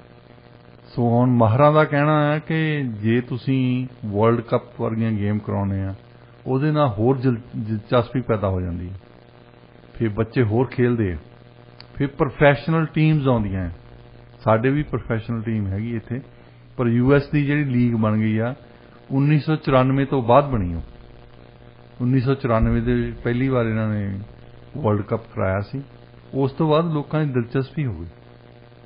ਹੁਣ ਉਹਨਾਂ ਦੇ ਜਾ ਕੇ ਦੇਖੋ, ਜਿਹੜੀ ਉਹਨਾਂ ਦੀ ਲੀਗ ਆ, ਭਰੇ ਪਏ ਹੁੰਦੇ ਸਟੇਡੀਅਮ ਉਹਨਾਂ ਦੇ, ਬਹੁਤ ਜ਼ਿਆਦਾ ਲੋਕੀ ਦੇਖਦੇ ਆ। ਹਾਂਜੀ, ਖਾਸ ਤੌਰ ਤੇ ਜਿਹੜੇ ਮੈਕਸੀਕੋ ਤੋਂ ਆਏ ਆ, ਸੈਂਟਰਲ ਅਮਰੀਕਾ ਤੋਂ ਆਏ ਆ, ਉਹ ਬਹੁਤ ਜ਼ਿਆਦਾ ਦੇਖਦੇ। ਏਸ਼ੀਆ ਦੇ ਵਿੱਚ ਵੀ ਜ਼ਿਆਦਾ ਇਹ ਗੇਮ ਜਿਹੜੀ ਡੋਮੀਨੇਟਡ ਆ FIFA ਦੀ, ਉਹ ਕੀਤੀ ਆ ਸਾਊਥ ਅਮਰੀਕਾ ਵਾਲਿਆਂ ਨੇ ਤੇ ਯੂਰਪ ਵਾਲਿਆਂ ਨੇ। ਉਹਨਾਂ ਦੀਆਂ ਟੀਮਾਂ ਵੀ ਜ਼ਿਆਦਾ ਹੁੰਦੀਆਂ, ਪਹਿਲਾਂ 16 ਹੁੰਦੀਆਂ ਸੀ, ਹੁਣ ਵੈਸੇ 32 ਕਰਤੀਆਂ ਇਹਨਾਂ ਨੇ। ਹੌਲੀ ਹੌਲੀ ਵੈਸੇ ਮੰਗ ਕਰ ਰਹੇ ਆ ਕਿ 48 ਤਾਂ ਲੈ ਜਾਣੀਆਂ ਚਾਹੀਦੀਆਂ, ਕਿਉਂਕਿ ਅਜੇ ਵੀ ਏਸ਼ੀਆ ਤੇ ਅਫਰੀਕਾ, ਇਹਨਾਂ 2 ਕੰਟੀਨੈਂਟਸ ਨੂੰ ਖਾਸ ਤੌਰ ਤੇ ਇਹਨਾਂ ਨੂੰ ਕੋਈ ਨੁਮਾਇੰਦਗੀ ਨਹੀਂ ਮਿਲਦੀ, ਬਹੁਤ ਘੱਟ ਸੀਟਾਂ ਇਹਨਾਂ ਦੀ। ਹੁਣ ਪਹਿਲੀ ਵਾਰੀ ਏਸ਼ੀਆ ਦੇ ਵਿੱਚ ਹੋਣਾ ਦੋਹਾ ਦੇ ਵਿੱਚ, ਤੇ ਉੱਥੇ ਵੈਸੇ ਇੰਡੀਆ ਦੇ ਵਿੱਚ ਵੀ ਦੇਖਿਆ ਹੋਣਾ ਇੱਕ ਜ਼ਮਾਨਾ ਹੁੰਦਾ ਸੀ ਮੋਹਨ ਬਗਾਨ ਕਲਕੱਤਾ ਤੇ ਫਗਵਾੜੇ ਦੀ ਟੀਮ ਹੁੰਦੀ ਸੀ, JCT ਮਿੱਲ ਫਗਵਾੜਾ। ਇਹਨਾਂ ਦਾ ਮੈਚ ਲੱਗਦਾ ਹੁੰਦਾ ਸੀ। ਸਾਰੇ ਪੰਜਾਬੀ ਇੱਧਰ ਨੂੰ JCT ਮਿੱਲ ਫਗਵਾੜਾ ਦੇ ਹੱਲ ਹੁੰਦੇ ਸੀ, ਬੰਗਾਲੀਆਂ ਨੇ ਸਪੋਰਟ ਕਰਨੀ ਮੋਹਨ ਬਗਾਨ ਕਲਕੱਤੇ ਵਾਲਿਆਂ ਦੀ। ਤੇ ਹੁਣ ਤਾਂ ਮੈਨੂੰ ਲੱਗਦਾ ਇੰਡੀਆ ਦੇ ਵਿੱਚ ਸਿਰਫ ਕ੍ਰਿਕਟ ਹੀ ਰਹਿ ਗਈ ਆ, ਹੋਰ ਕੁਛ ਨਹੀਂ। ਹਾਂਜੀ, ਲੋਕਾਂ ਨੇ ਬਸ ਉਹਨਾਂ ਦਿਨਾਂ 'ਚ ਕੰਮ ਵੀ ਕੋਈ ਨਹੀਂ ਕਰਦਾ, ਬਸ ਕ੍ਰਿਕਟ ਹੀ ਸੁਣਦੇ ਆ। ਕੀ ਸਕੋਰ ਹੋ ਗਿਆ ਰੇ, ਕੀ ਸਕੋਰ ਹੋ ਗਿਆ। ਹਾਂਜੀ, ਜੇ ਵੈਸੇ ਕਿਸੇ ਦੇਸ਼ ਨੇ ਸੋਚਣਾ ਹੋਵੇ ਤਾਂ ਹਰ ਤਰ੍ਹਾਂ ਦੀ ਗੇਮ ਹੋਣੀ ਚਾਹੀਦੀ ਹੈ, ਤੇ ਇਸ ਤਰ੍ਹਾਂ ਦੀ ਖਾਸ ਤੌਰ ਤੇ ਹੋਣੀ ਚਾਹੀਦੀ ਹੈ ਵੀ ਜਿਹੜੀ ਆਮ ਲੋਕ ਖੇਡ ਸਕਣ। ਹਾਂਜੀ, ਇਹਦੇ ਵਿੱਚ ਕੋਈ ਬਹੁਤਾ ਖਰਚਾ ਕਰਨ ਦੀ ਲੋੜ ਨਹੀਂ ਆ, ਤੁਸੀਂ ਨੰਗੇ ਪੈਰੀ ਵੀ ਖੇਡ ਸਕਦੇ ਆ। ਐਕਚੁਅਲੀ ਜਿਹੜਾ ਬ੍ਰਾਜ਼ੀਲ ਦਾ ਬਹੁਤ ਤਕੜਾ ਪਲੇਅਰ ਹੋਇਆ, ਪਹਿਲੇ ਤੋਂ ਵੀ ਪਹਿਲਾਂ ਹੁੰਦਾ ਸੀ, ਪਹਿਲੇ ਦੇ ਨਾਲ ਵੀ ਖੇਲਿਆ, ਗ੍ਰਿੰਚਾ, ਉਹ ਅਕਸਰ ਜਾ ਕੇ ਆਪਣੇ ਪਿੰਡ ਖੇਲਦਾ ਹੁੰਦਾ ਸੀ। ਪਿੰਡ ਉਹ ਕਹਿੰਦਾ ਮੈਂ ਪਿੰਡ 'ਚ ਉੱਦਾਂ ਹੀ ਖੇਲਦਾ ਹੁੰਦਾ ਜਿੱਦਾਂ ਮੈਂ ਆਪਣੇ ਸ਼ੂਜ਼ ਲਾ ਕੇ, ਫਿਰ ਉਹ ਨਾਲ ਦਿਆਂ ਨੂੰ ਜਿੰਨੇ ਉਹਦੇ ਪਿੰਡ ਦੇ ਮੁੰਡੇ ਹੁੰਦੇ ਸੀ ਉਹਨਾਂ ਨੂੰ ਨਾਲ ਲਾਉਣਾ। ਬਾਅਦ ਦੇ ਵਿੱਚ ਉਹਨਾਂ ਨੂੰ ਬੀਅਰ ਪਿਲਾਉਣੀ, ਉਹ ਬੀਅਰ ਪੀਂਦਾ ਹੀ ਮਰ ਗਿਆ ਵੈਸੇ ਵਿਚਾਰਾ। ਇੰਨਾ ਵਧੀਆ ਪਲੇਅਰ ਸੀ। ਜੇ ਤੁਸੀਂ ਕਿਸੇ ਹੈਲਥ ਵਿਗਿਆਨੀ ਨੂੰ ਪੁੱਛਦੇ ਹਨ ਨਾ, ਉਹ ਕਹਿੰਦੇ ਹੁੰਦੇ ਵੀ ਜੇ ਤੁਹਾਡੇ ਜਿਹੜਾ ਗੋਡਾ ਅੰਦਰ ਨੂੰ ਜਾਂਦਾ ਤਾਂ ਦੂਸਰੇ ਜੇ ਸੱਜੇ ਪਾਸੇ ਨੂੰ ਜਾਂਦਾ ਦੂਸਰੀ ਲੱਤ ਵੀ ਸੱਜੇ ਪਾਸੇ ਨੂੰ ਜਾਊਗੀ। ਉਹਦੀ ਇੱਕ ਲੱਤ ਸੱਜੇ ਪਾਸੇ ਨੂੰ ਜਾਂਦੀ ਸੀ, ਵਿੰਗੇ ਹੋਏ ਸੀ, ਇੱਕ ਖੱਬੇ। ਉਹ ਬਿਲਕੁਲ ਹੀ ਔਡ ਬੰਦਾ ਸੀ। ਤੇ ਉਹ ਸਾਇੰਟਿਸਟ ਇਹਨੂੰ ਕਹਿੰਦੇ ਸੀ ਕਿ ਤੂੰ ਦੌੜ ਨਹੀਂ ਸਕਦਾ।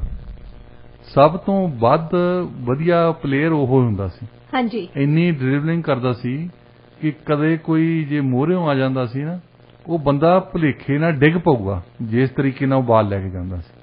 ਤੇ ਪਹਿਲੇ ਨੇ ਬਾਅਦ ਦੇ ਵਿੱਚ ਕਰੀ ਕਿਹਾ ਵੀ ਸੀ ਕਿ ਇਹਦਾ ਕਿ ਗ੍ਰਿੰਚਾ ਤੇ ਮੈਂ ਜੇ ਖੇਲਦੇ ਹੁੰਦੇ ਸੀ ਇਕੱਠੇ, ਕਦੇ ਵੀ ਅਸੀਂ ਮੈਚ ਨਹੀਂ ਹਾਰੇ। ਬ੍ਰਾਜ਼ੀਲ ਦਾ ਰੈਕਰਡ ਸੀ। ਉਹ ਬੰਦਾ ਬਿਲਕੁਲ ਪੇਂਡੂ ਸੀ। ਤਾਂ ਦੂਜਾ, ਪਹਿਲੇ ਦੀ ਜ਼ਿੰਮੇਵਾਰੀ ਲਾਈ ਹੁੰਦੀ ਸੀ ਕੋਚ ਨੇ ਕਿ ਇਹਨੂੰ ਸ਼ਰਾਬ ਨਹੀਂ ਪੀਣ ਦੇਣੀ, ਕਿ ਇਹਨੂੰ ਮਤਲਬ ਮੈਚ ਤੋਂ ਪਹਿਲਾਂ ਨਾ ਪੀਵੇ। ਉਹ ਕਹਿੰਦਾ ਫਿਰ ਮੇਰੀ ਜ਼ਿੰਮੇਵਾਰੀ ਲਾਤੀ ਜਿੰਨਾ ਚਿਰ ਟੂਰਨਾਮੈਂਟ ਹੈ ਉਹਨਾਂ ਚਿਰ ਨਹੀਂ ਪੀਣ ਦੇਣੀ। ਇੱਕ ਵਾਰ 1958 ਦੇ ਵਿੱਚ ਸੋਵੀਅਤ ਯੂਨੀਅਨ ਦੀ ਉਦੋਂ ਟੀਮ ਬਹੁਤ ਤਕੜੀ ਹੁੰਦੀ ਸੀ, ਤਾਂ ਉਹਨਾਂ ਤੋਂ ਡਰਦੇ ਸੀ ਕਿ ਇਹਨਾਂ ਨੇ ਜੇ ਬ੍ਰਾਜ਼ੀਲ ਦਾ ਪੰਗਾ ਉਹਨਾਂ ਦੇ ਨਾਲ ਪਿਆ ਤਾਂ ਅਸੀਂ ਪਹਿਲਾਂ ਨਾ ਹਾਰ ਜਾਈਏ। ਉਹ ਕਹਿੰਦੇ ਸੋਵੀਅਤ ਯੂਨੀਅਨ ਦੇ ਨਾਲ ਸਾਡਾ ਮੈਚ ਹੋਇਆ ਤੇ ਬ੍ਰਾਜ਼ੀਲ ਵਾਲੇ ਜਿੱਤ ਗਏ। ਤੇ ਉਹ ਗ੍ਰਿੰਚਾ ਫਿਰ ਪੁੱਛਦਾ ਇਹਨੂੰ ਪੇਲੇ ਨੂੰ, ਕਹਿੰਦਾ ਉਹ ਜਿਹੜੇ ਰਸ਼ੀਆ ਵਾਲਿਆਂ ਨਾਲ ਕਹਿੰਦੇ ਖੇਲਣਾ ਸੀ ਉਹ ਕਦੋਂ ਆਪਣਾ ਮੈਚ? ਕਹਿੰਦਾ ਹੁਣੇ ਤਾਂ ਹਰਾ ਕੇ ਹਟੇ। ਕਹਿੰਦਾ ਗ੍ਰਿੰਚਾ ਕਹਿੰਦਾ ਇਹਨਾਂ ਦੀ ਤਾਂ ਵਰਦੀਆਂ ਤੇ ਲਿਖਿਆ CGP ਕਈ ਕੁਛ ਲਿਖਿਆ ਹੈ, ਉਹ ਸੋਵੀਅਤ ਯੂਨੀਅਨ ਦਾ ਲਿਖਿਆ ਸੀ ਨਾ ਸਿਲਵਰ। ਉਹ ਕਹਿੰਦਾ ਆਹ ਰਸ਼ੀਆ ਵਾਲੇ ਸੀ ਜਿਹਨਾਂ ਨੂੰ ਹਰਾ ਕੇ ਹਟੇ। ਹਾਂਜੀ, ਕਹਿੰਦਾ ਚੱਲ ਫਿਰ ਅੱਜ ਤਾਂ ਪੀ ਲੈਣ ਦੇ।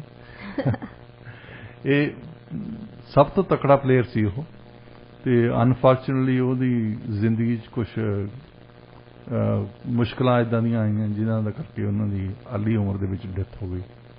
ਪਰ ਤੁਸੀਂ ਜੇ ਸਾਊਥ ਅਮਰੀਕਾ 'ਚ ਖਾਸ ਤੌਰ ਤੇ ਜਾਂਦੇ, ਯੂਰਪ ਦੇ ਵਿੱਚ ਜਾਂਦੇ, ਜਦੋਂ ਯੂਰਪ ਦੇ ਵਿੱਚ ਵਰਲਡ ਕੱਪ ਹੋ ਰਿਹਾ ਹੋਵੇ ਨਾ, ਉਦੋਂ ਤੁਸੀਂ ਜਾ ਕੇ ਦੇਖੋਗੇ ਸੜਕਾਂ ਸਾਫ਼ ਹੋਈਆਂ ਹੁੰਦੀਆਂ, ਕੋਈ ਬੰਦਾ ਨਹੀਂ ਕਾਰ 'ਚ ਲੱਭਦਾ, ਸਾਰੇ ਪੱਬ ਦੇ ਵਿੱਚ ਬੈਠੇ ਹੋਣਗੇ, ਘਰਾਂ ਦੇ ਵਿੱਚ ਬੈਠੇ ਹੋਣਗੇ ਦੇਖਣ ਲਈ।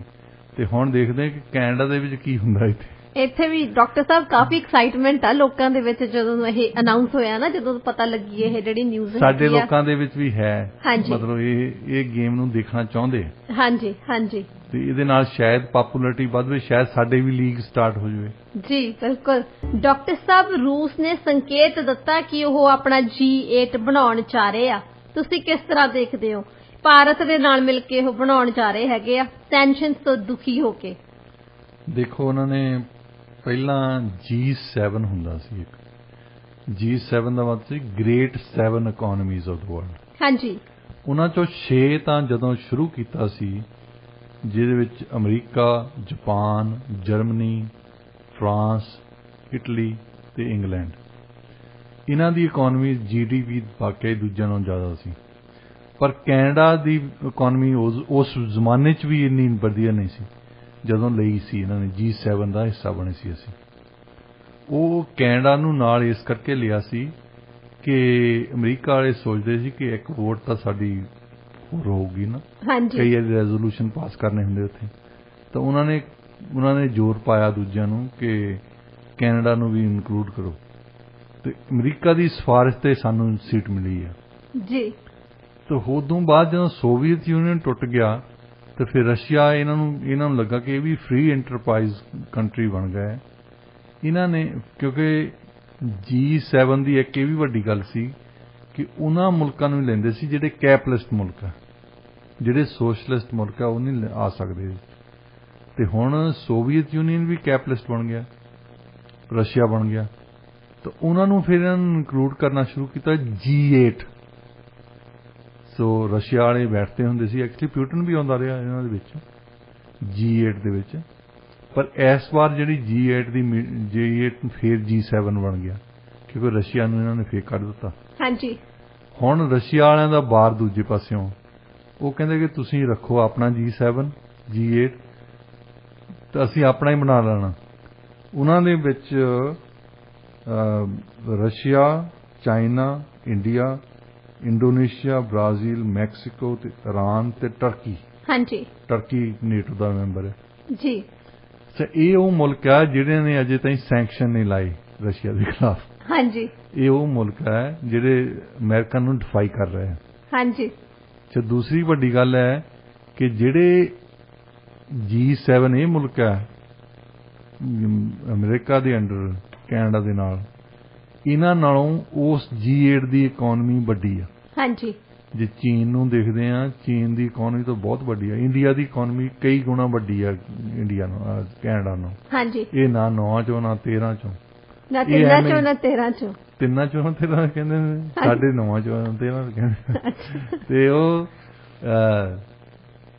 जस्टिन ट्रूडो दे बैठण का कोई कारण नहीं उत्थे, वैसे ना तो साडी ग्रेट इकोनमी है, ये तो अमेरिका वाले ने चलो सीट लैके देती, उहदा करके बैठे हैं असीं। हाँ जी, हुण इस G8 दे विच दूसरे मुल्कां ने हुण की उन्हां नूं ज्वाइन करना जां नहीं, पर उन्होंने आइडिया देता एक सारिआं नूं, सिग्नल देता उन्होंने, सिग्नल देता भी आपां ग्रेट इकोनमीज आ। हाँ जी, इन्हां नालों ज़्यादा GDP साडे कोल आ। हाँ जी, तो इस गल ते मेरे ख्याल चाइना वाले तो उन्होंने ज्वाइन कर लैणगे क्योंकि उन्हां दी वाकई ग्रेट इकोनमी आ, उन्हां नूं हिस्सा ही नहीं लैण दिंदे किसी मीटिंग दे विच। हाँ जी, ते इंडिया वालियां दी बहुत वड्डी इकोनमी है जी, ਉਹਦੇ ਵਿੱਚ ਵੀ एस G7 ਦੇ ਵਿੱਚ ਉਹ ਇੰਡੀਆ ਵੀ ਹੈ ਨਹੀਂ। ਵੈਸੇ ਕਈ ਵਾਰ ਇੰਡੀਅਨ ਪ੍ਰਾਈਮ ਮਿਨਿਸਟਰ ਨੂੰ ਇਹ ਗੈਸਟ ਦੇ ਤੌਰ ਤੇ ਸੱਦਦੇ। हाँ जी, ਪਰ ਵੈਸੇ ਜੇ ਤੁਸੀਂ ਗ੍ਰੇਟ ਇਕਨੋਮੀਜ਼ ਦੇਖਦੇ ਆ, India is one of them। हाँ जी, तो ਉਸ ਮੇਰਾ ਖਿਆਲ ਜਿਹੜਾ ਆਈਡੀਆ ਆ ਪਿਊਟਨ ਦਾ G8 ਬਣਾਉਣ ਦਾ, ਇਹ ਇੱਕ ਦਿਨ ਸਕਸੈਸਫੁਲ ਹੋ ਜਾਣਾ। हाँ जी, लगता तो इदा ही है। डॉक्टर साहब, रुख करते हैं अगली खबर वाल।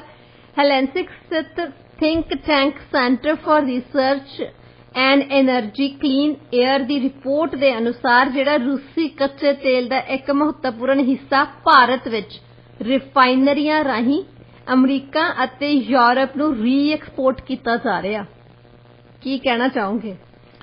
देखो, दुनिया दे विच जिहड़ा ट्रेड हुंदा ना, सब तो पहला इहनूं समझण दी गल है, ਜਿਹੜੇ ਚੀਜ਼ ਪ੍ਰੋਡਿਊਸ ਕਰਦੇ ਆ ਤੇ ਜਿਹੜੇ ਚੀਜ਼ ਸੈਲ ਕਰਦੇ ਆ, ਇਹ ਹੀ ਬੰਦੇ ਨਹੀਂ ਇਨਵੋਲਵ ਉਹਦੇ ਵਿੱਚ ਟ੍ਰੇਡ ਦੇ ਵਿੱਚ।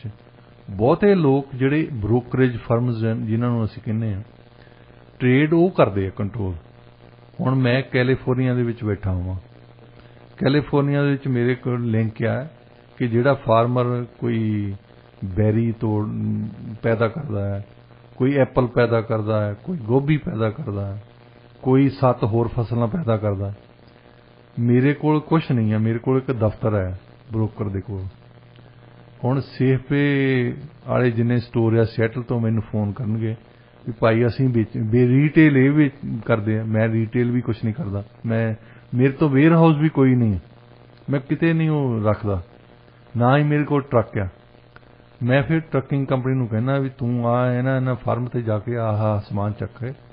मैनू सियाटल वाले ने किसी सेफवे स्टोर ने कहा भी साढ़े 30 स्टोर आ इत्थे, 30 दे विच 2 क्वांटल गोभी चाहिदी आ, 2 क्वांटल सानू एप्पल चाहिए, हर रोज़ ही चाहिए। तो मैं वो ब्रोकर हाँ। इस तरह जिवें असीं पिछे जे गल शायद कीती जां नहीं, UAE ਦੇ ਵਿੱਚ ਤੁਸੀਂ ਦੇਖਦੇ ਨਾ, ਦੁਬਈ ਦੇ ਵਿੱਚ ਬਹੁਤ ਬ੍ਰੋਕਰੇਜ ਜਿਹੜੇ ਟ੍ਰੇਡ ਆਰਗੇਨਾਈਜੇਸ਼ਨਸ ਆ। ਪਾਕਿਸਤਾਨ ਵਾਲਿਆਂ ਨੇ ਪਿੱਛੇ ਜਿਹਾ ਲਿਆ ਸੀ CNG, ਜਿਹੜਾ ਉਹ ਵੀ ਇਹਨਾਂ ਨੇ ਕਿਸੇ ਉਸ ਕੰਟਰੀ ਤੋਂ ਨਹੀਂ ਲਿਆ ਜਿਹੜੀਆਂ ਪ੍ਰੋਡਿਊਸ ਕਰਦੇ ਆ ਜਾਂ ਜਿਹੜੇ ਰੀਟੇਲ ਕਰਦੇ ਆ। ਇਹ ਬ੍ਰੋਕਰ ਫਰਮਸ ਤੋਂ ਲਿਆ ਇਹਨਾਂ ਨੇ। ਉਹ ਇੰਤਜ਼ਾਮ ਕਰ ਦਿੰਦੇ ਵੀ ਜੇ ਇਹ ਪ੍ਰੋਡਿਊਸਰ ਨਹੀਂ ਵੇਚਦਾ ਤਾਂ ਦੂਸਰਾ ਵੇਚਦਾ ਹੋਊਗਾ। ਸੋ ਉਹਨਾਂ ਦਾ ਫਾਇਦਾ ਇਹ ਆ, ਜੇ ਇੱਕ ਤੋਂ ਨਹੀਂ ਮਿਲਦਾ ਦੂਜੇ ਦੇ ਚਲ ਜਾਂਦੇ ਆ, ਨਹੀਂ ਤਾਂ ਤੁਸੀਂ ਫਸ ਜਾਂਦੇ ਹਾਂਜੀ ਕਿ ਇੱਕ ਦੇ ਜਾ ਸਕਦੇ ਨਾ ਤੁਸੀਂ। ਹੁਣ ਜਿਹੜੀ ਸੈਂਕਸ਼ਨ ਦੀ ਗੱਲ ਕਰਦੇ ਰਹੇ ਅਸੀਂ ਹਮੇਸ਼ਾ ਹੀ, ਕਿ ਸੈਂਕਸ਼ਨ ਪਹਿਲੀ ਤਾਂ ਗੱਲ ਇਹਨਾਂ ਲਈ ਉਨਾ ਹੀ ਆ, ਜਿਹੜੀਆਂ ਚੀਜ਼ਾਂ ਇਹਨਾਂ ਨੂੰ ਚਾਹੀਦੀਆਂ ਨਾ ਉਹ ਬੜੀ, ਉਹਨਾਂ ਤੇ ਕੋਈ ਸੈਂਕਸ਼ਨ ਨਹੀਂ। ਹਾਂਜੀ ਸਭ ਤੋਂ ਵੱਡੀ ਗੱਲ ਸੀਗੀ ਰਸ਼ੀਆ ਦਾ ਤੇਲ ਤੇ ਗੈਸ, ਉਹ ਤੇ ਸੈਂਕਸ਼ਨ ਲਾਉਣੇ ਚਾਹੁੰਦੇ ਸੀ। ਉਹ ਤੇਲ ਦੀ ਜਿਹੜੀ ਵਿਕਰੀ ਆ ਉਹਨਾਂ ਦੀ ਅੱਗੇ ਨਾਲੋਂ ਜ਼ਿਆਦਾ ਹੋਈ ਹੈ। ਹਾਂਜੀ ਤਾਂ ਉਹਦਾ ਫਾਇਦਾ ਕਈ ਦੇਸ਼ ਉਠਾਉਂਦੇ ਆ, ਪਰ ਉਹਨਾਂ ਦੇ ਵਿੱਚੋਂ ਇੱਕ ਹੈਗਾ ਇੰਡੀਆ। ਹਾਂਜੀ ਇੰਡੀਆ ਵਾਲੇ ਫਾਇਦਾ ਇਹ ਉਠਾ ਰਿਹਾ ਕਿ ਉਹਨਾਂ ਨੇ ਸੈਂਕਸ਼ਨ ਨਹੀਂ ਲਾਈ, ਕੁਛ ਨਹੀਂ ਕੀਤਾ, ਨਿਊਟਰਲ ਰਹੇ। ਔਰ ਵੱਡਾ ਫਾਇਦਾ ਉਹਨਾਂ ਦੀ ਇੰਟਰਨਲ ਇਕਨੋਮੀ ਨੂੰ ਵੀ ਹੁੰਦਾ। ਦੂਸਰਾ ਉਹ ਕੀ ਕਰਦੇ ਆ ਕਿ ਉਹਨਾਂ ਦੀ ਕਰੂਡ ਆਇਲ ਰਸ਼ੀਆ ਤੋਂ ਖਰੀਦਦੇ ਆ, ਕੋਈ ਉਹਨਾਂ ਨੂੰ ਵੇਚਦੇ ਰਸ਼ੀਆ ਵਾਲੇ $30 ਤੋਂ $35 ਤਾਈਂ। ਹੁਣ ਕਰੂਡ ਆਇਲ ਦੀ ਕੀਮਤ ਹੈਗੀ $122 ਇੰਟਰਨੈਸ਼ਨਲ ਮਾਰਕੀਟ ਦੇ ਵਿੱਚ, ਜਿਹੜਾ ਅਸੀਂ ਬਾਕੀ ਮੁਲਕ ਲੈਂਦੇ ਆ। ਇੰਡੀਆ ਵਾਲਿਆਂ ਨੂੰ ਮਿਲਦਾ ਆ ਤਕਰੀਬਨ ਚੌਥਾ ਹਿੱਸੇ ਤੇ $30 ਤੋਂ $35 ਦਾ ਮਿਲਦਾ ਉਹਨੂੰ। ਉਹ $30 ਤੋਂ $35 ਦਾ ਲੈ ਕੇ ਹੁਣ ਇਹ ਵੀ ਵੱਡੀ ਗੱਲ ਹੈ, ਕੈਨੇਡਾ ਨੂੰ ਸਿੱਖਣ ਦੀ ਲੋੜ ਹੈ ਸ਼ਾਇਦ। ਰਿਫਾਈਨਰੀਜ਼ ਆਪਣੀਆਂ ਹੋਣੀਆਂ ਚਾਹੀਦੀਆਂ। ਇੰਡੀਆ ਦੇ ਕੋਲ 23 ਰਿਫਾਈਨਰੀਜ਼ ਆ, ਬਹੁਤ ਵੱਡੀਆਂ ਬੜੀ ਪ੍ਰੋਡਕਸ਼ਨ ਹੈ ਉੱਥੇ। ਇੱਕ ਤਾਂ ਉਹਨਾਂ ਦੀ ਡੋਮੈਸਟਿਕ ਮਾਰਕੀਟ ਲਈ ਹੈ ਕਿ ਬਾਹਰੋਂ ਕਰੂਡ ਆਇਲ ਲੈ ਲੈਂਦੇ ਤੇ ਉਹ ਆਪਣੀ ਜਿਹੜੀ ਡੋਮੈਸਟਿਕ ਮਾਰਕੀਟ ਦੇ ਵਿੱਚ ਜਿੰਨਾ ਵੀ ਪੈਟਰੋਲ ਚਾਹੀਦਾ, ਜਿੰਨਾ ਡੀਜ਼ਲ ਚਾਹੀਦਾ, ਉਹ ਉੱਥੇ ਲਾ ਲੈਂਦੇ। ਦੂਸਰਾ, ਉੱਥੇ ਕਈ ਕੰਪਨੀਆਂ ਆ ਜਿਹੜੀਆਂ ਇੰਡੀਅਨ ਆਇਲ ਐਂਡ ਕਾਰਪੋਰੇਸ਼ਨ ਵੀ ਆ, ਉਹਨਾਂ ਦੇ ਇੱਕ ਬਾਕੀ ਵੀ ਆ, ਤੇ ਉਹ ਫਿਰ ਟੈਂਕਰਸ ਹਾਇਰ ਕਰਕੇ ਇੰਟਰਨੈਸ਼ਨਲ ਮਾਰਕੀਟ ਤੇ ਵੇਚਦੀਆਂ। ਉਹ ਰਸ਼ੀਅਨ ਆਇਲ ਇਹਨਾਂ ਨੇ, ਅਮਰੀਕਾ ਨੇ ਸਿੱਧਾ ਲੈਣਾ ਬੰਦ ਕੀਤਾ ਹੈ, ਇੰਡੀਆ ਦੇ ਥਰੂ ਲਈ ਜਾਂਦੇ ਆ। ਹਾਂਜੀ ਤੇ ਇਹ ਮੂੰਹ ਕਿਹੜਾ ਦਿਖਾਉਂਦੇ ਫਿਰ ਯੂਕਰੇਨ ਵਾਲਿਆਂ ਨੂੰ ਜਾ ਕੇ? ਹਾਂਜੀ, ਉਹਨਾਂ ਨੂੰ ਕਹਿੰਦੇ ਅਸੀਂ ਸੈਂਕਸ਼ਨ ਲਾਤੇ।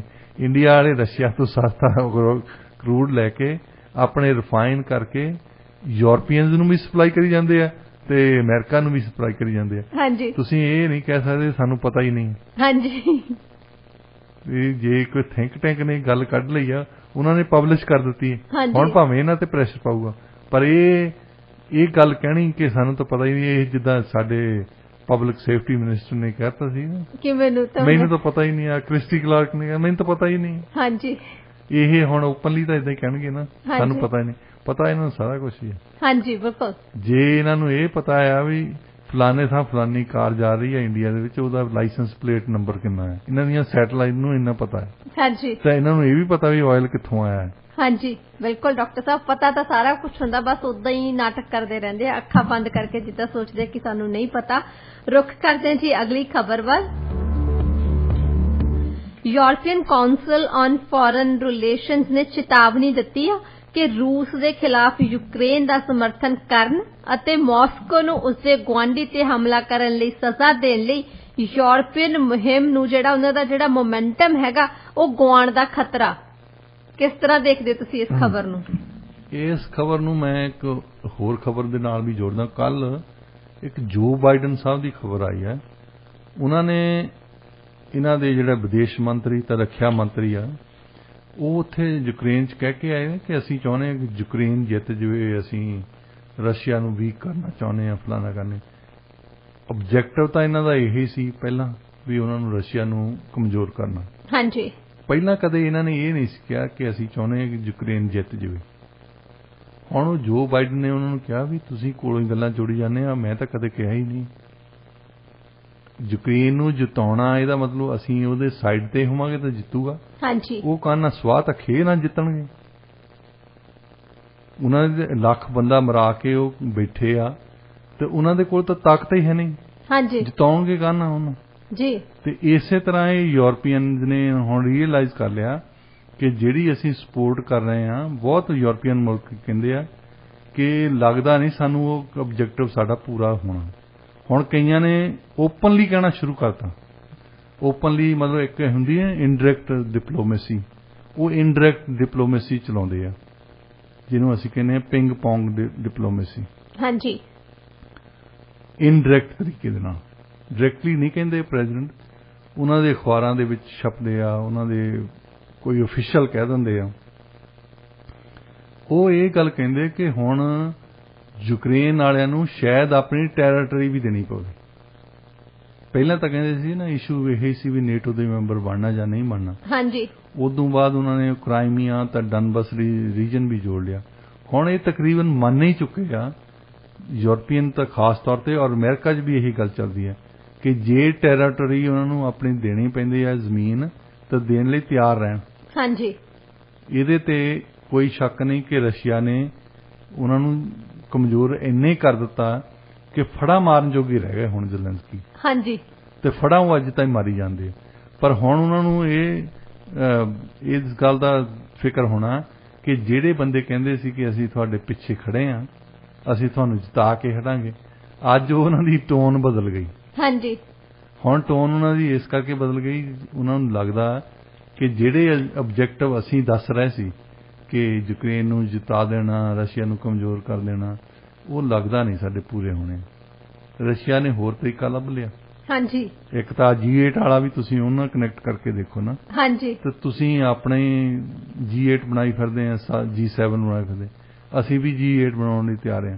ਹਾਂਜੀ, ਸਾਡੇ ਤੇ ਬਹੁਤ ਸਾਰੇ ਮੁਲਕ ਜਿਹੜੇ ਆ, ਕੱਲਾ ਦੁਨੀਆ ਦੇ ਵਿੱਚ ਅਮਰੀਕਾ ਕੈਨੇਡਾ ਹੀ ਨਹੀਂ ਹੈ, ਸਾਰਾ ਅਫਰੀਕਾ ਦਾ ਕੰਟੀਨੈਂਟ, ਸਾਰਾ ਸਾਊਥ ਅਮਰੀਕਾ ਦਾ ਕੰਟੀਨੈਂਟ, ਸਾਰਾ ਏਸ਼ੀਆ, ਇਹਨਾਂ ਦੇ ਵਿੱਚ ਕਿੰਨੇ ਮੁਲਕ ਆ ਦੇਖੋ। ਇਹਨਾਂ ਦੇ ਵਿੱਚ ਮੈਜੋਰਟੀ ਮੁਲਕਾਂ ਨੇ ਕਿਸੇ ਸੈਂਕਸ਼ਨ ਦੇ ਵਿੱਚ ਕੋਈ ਹਿੱਸਾ ਨਹੀਂ ਲਿਆ। ਹਾਂਜੀ, ਇਹ ਨਹੀਂ ਹੈ ਵੀ ਉਹ ਸਮਝਦੇ ਕਿ ਠੀਕ ਗੱਲ ਆ, ਉਹ ਵੀ ਇਹ ਸਮਝਦੇ ਕਿ ਰਸ਼ੀਆ ਨੂੰ ਅਟੈਕ ਨਹੀਂ ਕਰਨਾ ਚਾਹੀਦਾ, ਪਰ ਉਹਨਾਂ ਨੂੰ ਇਹ ਨਾ ਪਤਾ ਇਹਨਾਂ ਨੇ ਅਟੈਕ ਕੀਤਾ ਇਸ ਕਰਕੇ ਕਿ ਨੇਟੋ ਨੂੰ ਜੁਆਇਨ ਕਰਨਾ ਚਾਹੁੰਦੇ ਸੀ।